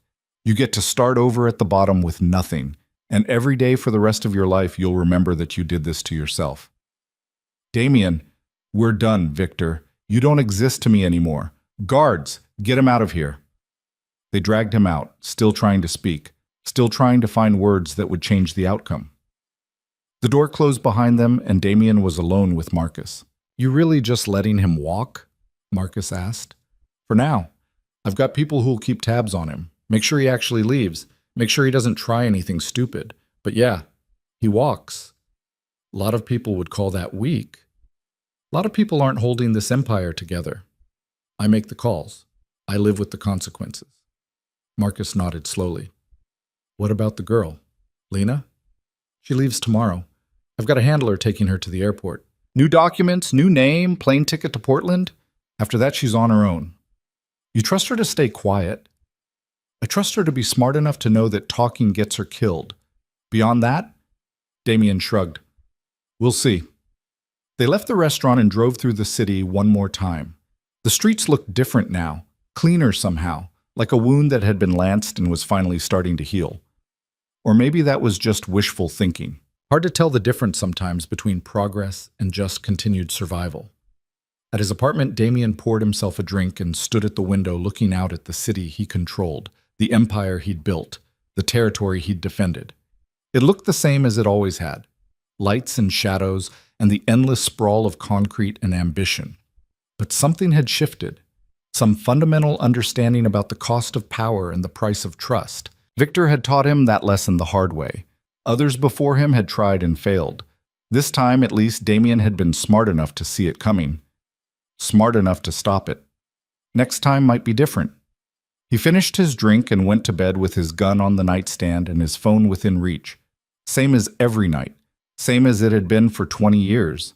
Same as it would be until someone finally got lucky, or he got slow, or the universe decided it was done with him. Outside, the city continued its endless cycle. Deals being made, violence being planned, ambition breeding desperation. The machine turning, grinding, consuming everyone who got too close. Damien Voss had survived another day. Tomorrow he'd wake up and do it again. That was the job. That was the life. That was all there was. Sunday morning arrived with the kind of pale winter sun that promised nothing and delivered less. Damien woke at 6 out of habit, showered, dressed in civilian clothes, jeans, a plain shirt, leather jacket that had seen better years. Today wasn't about power or intimidation. Today was about closing doors. Lena's flight was at noon. He'd arranged for a handler named Patricia to take her to the airport. Middle-aged woman, former social worker, good at making people feel safe, even when they weren't. Patricia had done this before, shepherding witnesses and problems onto planes bound for distant cities where they could become someone else's concern or no one's at all.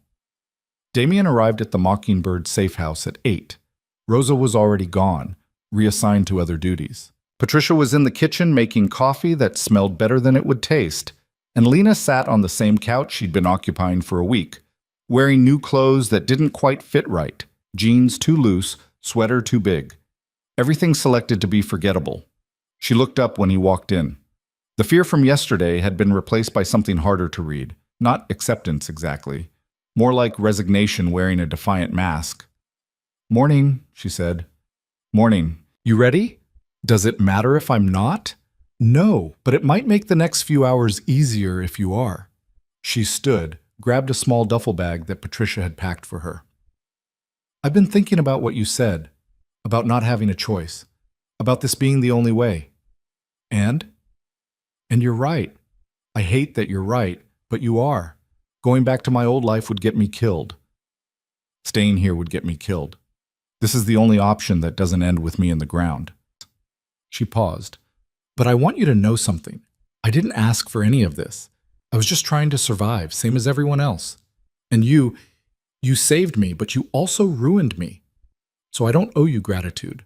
I don't owe you anything except maybe a goodbye." Damien almost smiled. There was that spine again, the one she'd been hiding under layers of fear and shock. "Fair enough. Goodbye, Lena Cross. Hope Portland treats you better than this city did." "Who's Lena Cross?" She held up a driver's license Patricia had given her. The photo was hers, but the name read Sarah Mitchell. 26 years old. Address in Portland that probably existed in some database somewhere. "She died in an alley a week ago, remember? I'm someone else now." "Then goodbye, Sarah Mitchell. Try not to get mixed up with criminals in your next life." "I'll do my best." Patricia appeared with a travel mug of coffee and an envelope thick with cash, walking around money until the bank account cleared. "We should go. Traffic on the highway's getting heavy." Lena, Sarah now, had to start thinking of her that way, took the envelope without looking inside. "One question before I go. Victor, what's going to happen to him?" "He's gone. Exiled. As of last night, he doesn't exist in this city anymore." "That's it? After everything he did, you just let him walk?" "Death would have been easier for him. This way he gets to live with what he lost. That's worse." She considered that. "Maybe you're more cruel than I thought." "Maybe I am." They stood there for a moment, two people whose lives had intersected by accident and would now diverge by design. Damien wondered briefly if she'd make it, if she'd actually build a new life in Portland, or if the weight of what she'd seen would drag her down eventually. Impossible to know. People surprised you sometimes. "Thank you," she said finally, quiet, reluctant. "For not killing me." I know that was an option. It was. Still is, technically, but I don't think it'll come to that. Why not? Because you're smart enough to know that talking gets you nothing but dead. And survival's what you're good at. You proved that by lasting this long. She nodded once, then turned and walked out with Patricia. Didn't look back. Smart. Looking back was how you tripped, how you second-guessed, how you ended up frozen instead of moving forward. Damien watched through the window as they got into Patricia's car, plain sedan, nothing memorable, and drove away. The street swallowed them within seconds, and then it was like they'd never been there at all. He stood in the empty safe house for a few minutes, listening to the silence. This place had served its purpose. Now it was just another property, another asset on a spreadsheet somewhere. He'd have it cleaned professionally, restocked, prepared for the next crisis that required discretion. Always another crisis. Always another problem. His phone buzzed. Text from Marcus. Need you at the office. Something came up. Damien locked the safe house and drove across town thinking about loose ends and how they never really stayed tied. You could knot them, cut them, burn them, but somehow they always found a way to unravel when you weren't looking. The office was quiet on a Sunday. Most of the staff gone, just skeleton crew keeping watch over an empire that never actually slept. Marcus met him in the lobby, looking grim. What happened? Anthony Corso. He didn't take option one. But Damien felt something cold settle in his stomach. He ran? Worse, he went to the FBI. They took the elevator up in silence. In the office, Marcus pulled up security footage on his laptop, time-stamped from 3 hours ago, showing Anthony walking into the federal building downtown. He was inside for 90 minutes. Then he walked out with 2 agents, got into their car, and drove away. Witness protection, Damien said. It wasn't a question. Most likely. He's giving them everything he knows in exchange for a new life. Same deal you offered, but with federal backing instead of your word. Damien sat down, tried to think through implications. Anthony knew a lot. Not everything. Damien had always been careful about compartmentalization, but enough. Enough to cause problems. Enough to bring indictments, investigations, maybe even prosecutions if they got lucky and built a case that stuck. How bad? Marcus pulled up a file. He knows about the gambling operations, obviously. That's his territory. He knows some of the money laundering channels we used for the construction business.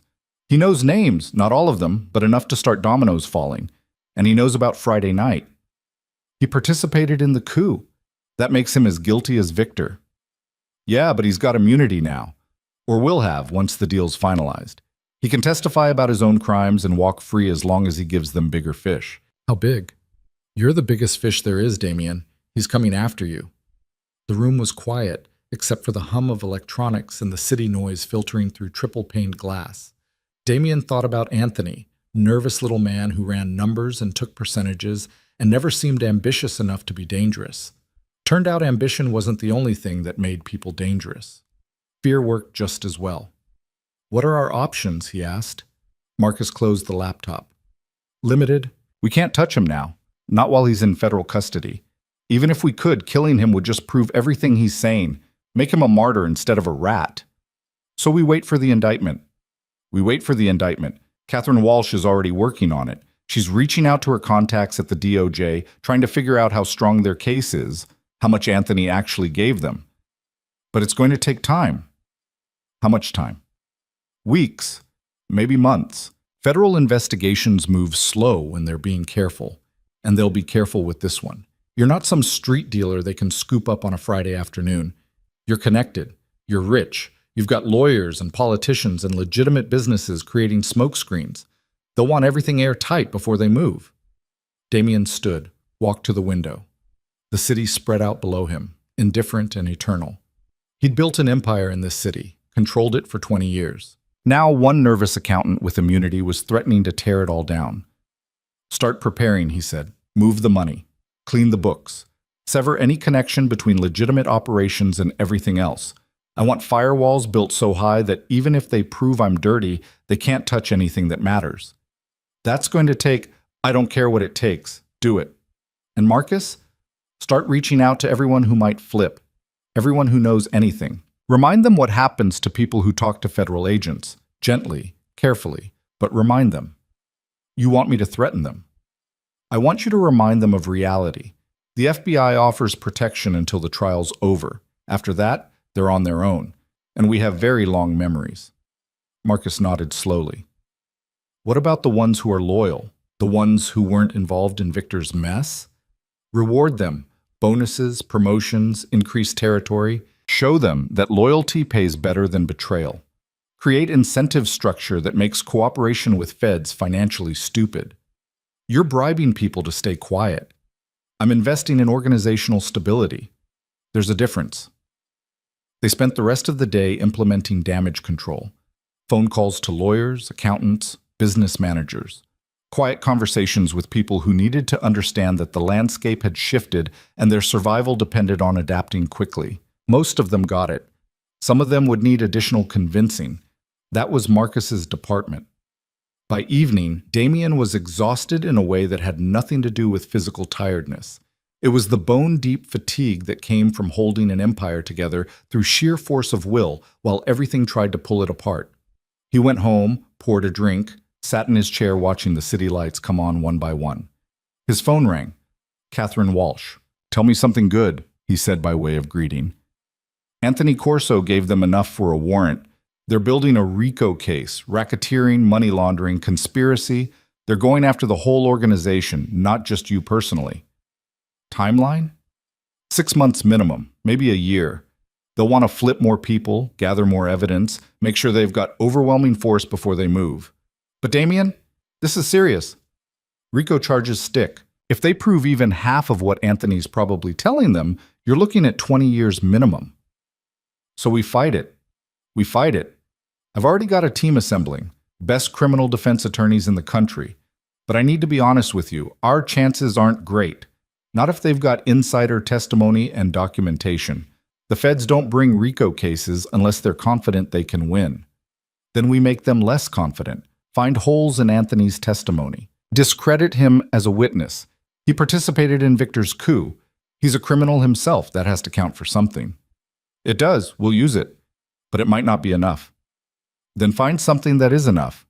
That's what I pay you for. He hung up before she could respond. Sat there in the dark thinking about choices and consequences and the fact that 20 years of careful planning could be undone by one man's fear and the federal government's desire to make an example. The next 6 months were a masterclass in controlled chaos. Catherine Walsh and her team built a defense that could stop a freight train. They found inconsistencies in Anthony's timeline, questioned his motives, pointed out that he was a confessed criminal who'd only come forward after being caught. They filed motion after motion, dragged out every procedural delay available, made the federal prosecutors work for every inch of progress. Meanwhile, Damien restructured the empire, sold off the riskiest operations, transferred ownership of questionable assets to shell companies so far removed from his name that connecting them would require detective work that bordered on archaeological, legitimized everything that could be legitimized, shut down everything that couldn't. The gambling operations went first. Too visible, too easy to prove. He sold them to a consortium in Atlantic City and took a loss rather than risk the exposure. The money laundering through construction, that got more complicated. He brought in consultants who specialized in corporate restructuring and had them create enough paperwork to bury Manhattan. By the time they were done, the construction business looked clean enough to pass any audit. The truly dirty stuff, the drugs, the weapons, the things you couldn't legitimize, no matter how many lawyers you hired, that he transferred to people he trusted, or more accurately, people whose survival depended on his survival. If he went down, they'd go down with him. That created alignment of interests stronger than loyalty. Through it all, he kept the organization running, kept money flowing, kept territories secure, kept people in line. It was exhausting and relentless, and there were days he seriously considered just walking away, disappearing to some country without extradition, and letting the whole thing collapse behind him. But that wasn't who he was. He'd built this. It was his. And he'd be damned if he let the federal government take it without a fight. The indictment came down in July, 14 counts. Racketeering, conspiracy, money laundering, wire fraud. The prosecutor had a press conference where she stood in front of cameras and talked about organized crime and public safety and how no one was above the law. Damien watched it from his lawyer's office, stone-faced, already planning the counterattack. Trial was set for October. That gave them 3 months to prepare, to strategize, to find any possible advantage. Catherine Walsh assembled a dream team, 8 lawyers, each one a specialist in their particular aspect of criminal defense. They cost a fortune collectively. Damien didn't care. This wasn't about money. This was about survival. The prosecution's case was strong. Anthony Corso testified for 3 days, laying out the organization's structure, the money flows, the illegal activities. He was a good witness, nervous enough to seem honest, detailed enough to be credible. The jury ate it up. But Catherine had been right about the holes. Anthony's timeline didn't match phone records. His testimony about certain transactions contradicted documentation. And most importantly, Anthony himself was a confessed criminal who'd participated in conspiracy to commit violent crimes. Everything he said had to be viewed through that lens. The trial lasted 6 weeks. Damien sat through every minute of it, watching his life dissected in front of strangers who'd decide his fate based on reasonable doubt and legal technicalities. Some days it looked good. Some days it looked hopeless. Most days it was impossible to tell. On the 42nd day, the jury went out to deliberate. They were gone for 4 days, long enough that both sides started getting nervous, long enough that speculation ran wild. When they finally came back, Damien was in the courtroom with Marcus on one side and Catherine on the other. The jury foreman stood, older woman, looked like someone's grandmother, and read the verdict. Not guilty on counts 1 through 7. Guilty on counts 8 through 10. Not guilty on the rest. 3 convictions out of 14. The money laundering charges specifically. Catherine had warned him those were the strongest, the ones with the most documentation. The judge set sentencing for 2 months out and remanded Damien to custody pending that hearing. He spent those 2 months in a federal holding facility that was cleaner than it should have been and more boring than prison had any right to be. Catherine visited weekly with updates on appeals, on sentencing recommendations, on the various deals prosecutors were still trying to offer if he'd cooperate with ongoing investigations. He turned them all down. Cooperation meant naming names, burning people who'd stayed loyal, destroying what was left of the organization. That wasn't an option, never had been. Sentencing day arrived in December. Back to the same courtroom, same judge, different outcome. The prosecution asked for 20 years. Catherine argued for 5. They settled on 12 with possibility of parole after 8. 12 years.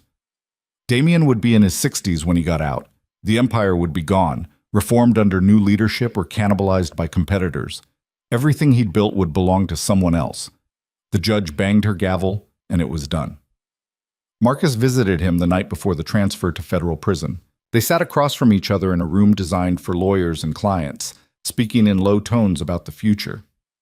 "The organization's holding," Marcus said. "I've been running things the way you set it up. David's handling the money.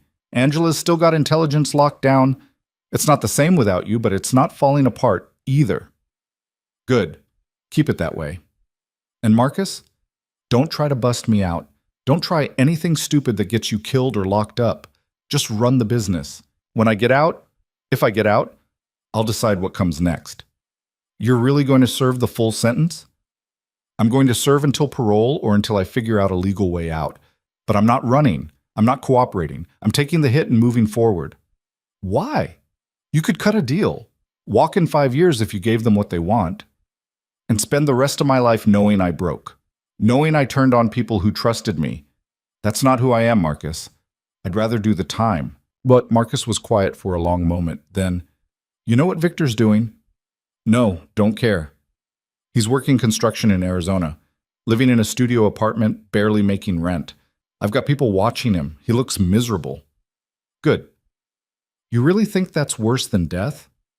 For him?" "Yeah. Victor wanted empire, wanted power, wanted respect. Now he's got nothing. That'll eat him alive slower than a bullet." They talked for another hour about logistics, about contingencies, about what to do if things went wrong. Then visiting hours ended and Marcus left and Damien was alone with the reality of 12 years stretching ahead of him like a prison sentence. Which it was. The transfer happened the next morning. Federal prison in Pennsylvania, medium security, the kind of place that warehoused white-collar criminals and nonviolent offenders. Damien got processed.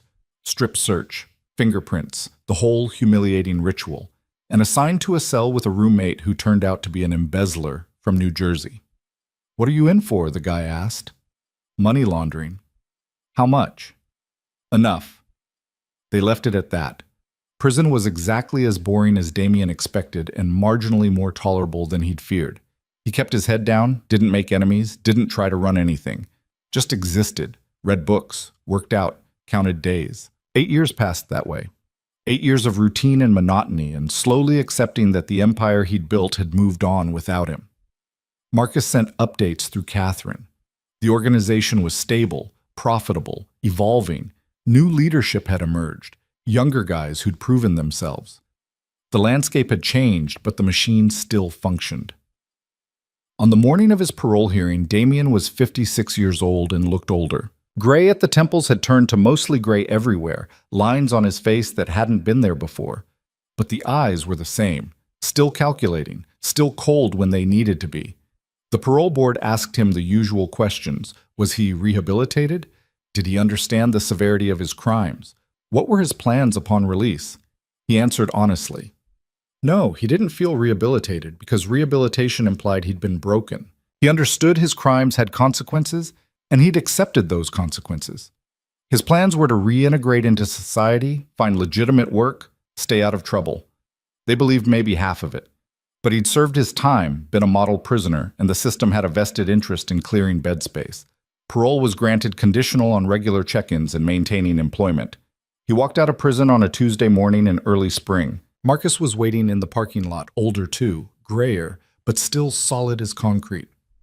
"Welcome back," Marcus said. "Good to be back." Mostly. They drove away from the prison, away from Pennsylvania, back toward the city that Damien had once owned and no longer recognized. The skyline had changed. New buildings, new developments, new money moving into old neighborhoods. 8 years was a geological age in city terms. "You want to know about the organization?" Marcus asked. "Not yet.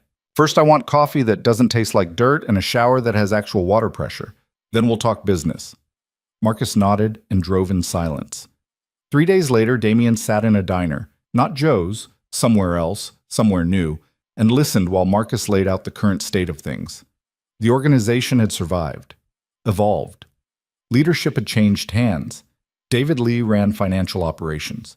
Angela Reyes controlled intelligence. A guy named Vincent Chen, who'd been mid-level when Damien went in, now ran enforcement. "And you?" Damien asked. "I'm advisor. They listened to me because I was with you, but it's not my organization anymore, it's theirs. As it should be.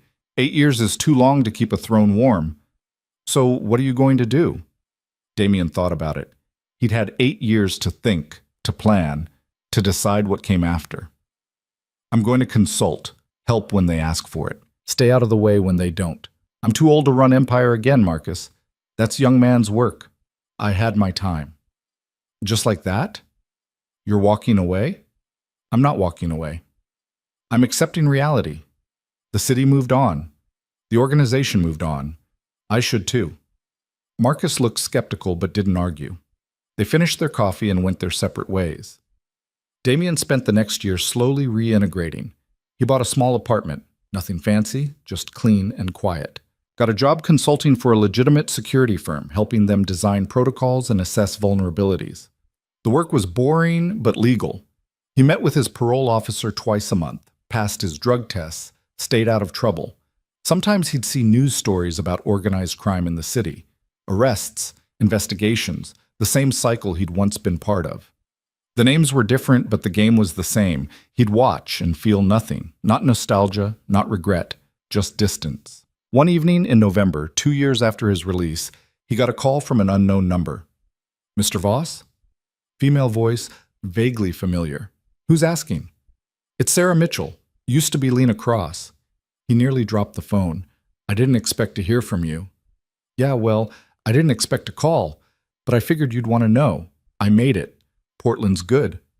I've got a job, friends, an actual life. It took time, but I'm okay." "I'm glad. You deserved a second chance." "So did you, apparently. I read about the trial, the sentence. I'm sorry." "Don't be. I made my choices, same as you made yours. They were quiet for a moment, two people whose lives had intersected violently and briefly, now just strangers catching up. Why are you calling, Sarah? To say thank you. I know I said I didn't owe you anything, and maybe I don't, but you could have killed me and you didn't. That counts for something. You're welcome. And also to say I'm sorry about Anthony, about him going to the FBI. I know that wasn't your fault, but I still feel like I was the start of all of it. If I hadn't overheard those conversations, then Victor would have found another way, another witness, another mistake. It was inevitable. You just accelerated the timeline. Does that make it better? It makes it what it is. Neither of us can change it now. They talked for a few more minutes about nothing important. Then she said goodbye and hung up, and Damien sat there in his quiet apartment thinking about consequences and redemption and whether either one actually mattered. His phone rang again, Marcus this time.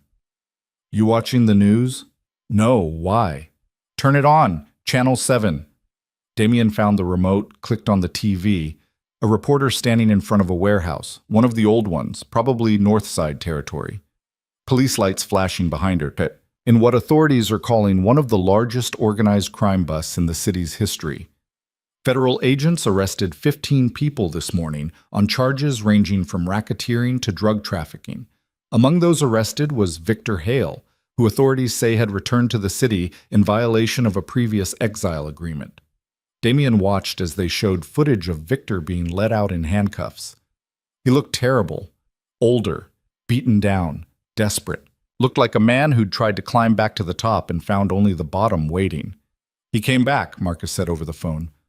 6 months ago. Started trying to rebuild. Thought enough time had passed that people would forget. Stupid. Very. He reached out to some of Anthony Corso's old contacts. Didn't realize they were all informants now. Walked right into a federal trap. How long's he looking at? 25 years minimum. He's 53. He'll die in prison. Damien turned off the TV. Felt nothing. Not satisfaction, not vindication, just the same distance he'd felt about everything lately. Everyone gets what they deserve eventually.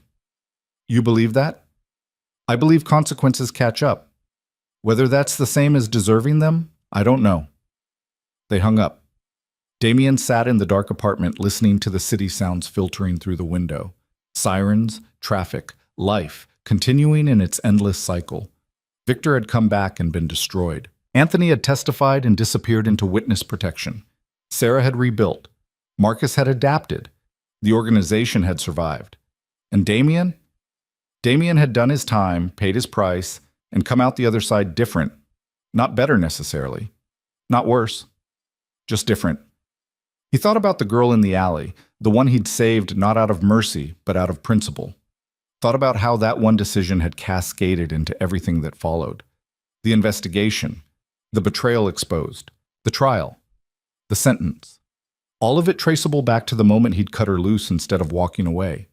Would he make the same choice again, knowing everything it would cost? Probably. Because that was who he was. Someone who believed in order over chaos, in consequences over compromise, in the idea that even in darkness there had to be rules. The city outside continued its rhythm. Damien Voss, no longer the feared crime boss who'd once ruled it, just another citizen now, sat in his apartment and accepted that his empire had been reduced to memory. But memory was stronger than people thought. It endured when empires fell. It survived when power faded. And somewhere in this city, people still remembered the name Damien Voss and what it had meant. That would have to be enough. He poured himself a drink, scotch, decent but not expensive, and toasted the empty apartment, to survival, to consequences, to the strange justice of a universe that punished betrayal and rewarded nothing but occasionally allowed redemption. Outside, winter was settling in again, the same cold that had been there the night he found Lena Cross in that alley, the same cold that would be there long after everyone in this story was gone. The city didn't care about empires or exiles or second chances. It just kept turning, kept consuming, kept offering opportunities to anyone brave or stupid enough to take them. Damien had taken his, had built something real from nothing, had defended it, lost it, survived its loss. Now he was just a man in an apartment, drinking alone, thinking about choices. It was enough. It had to be. The glass was empty. He didn't refill it.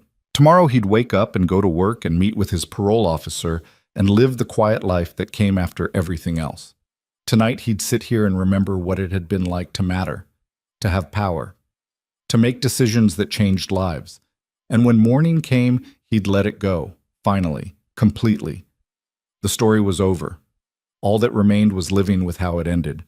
Damien Voss had survived. That was victory enough.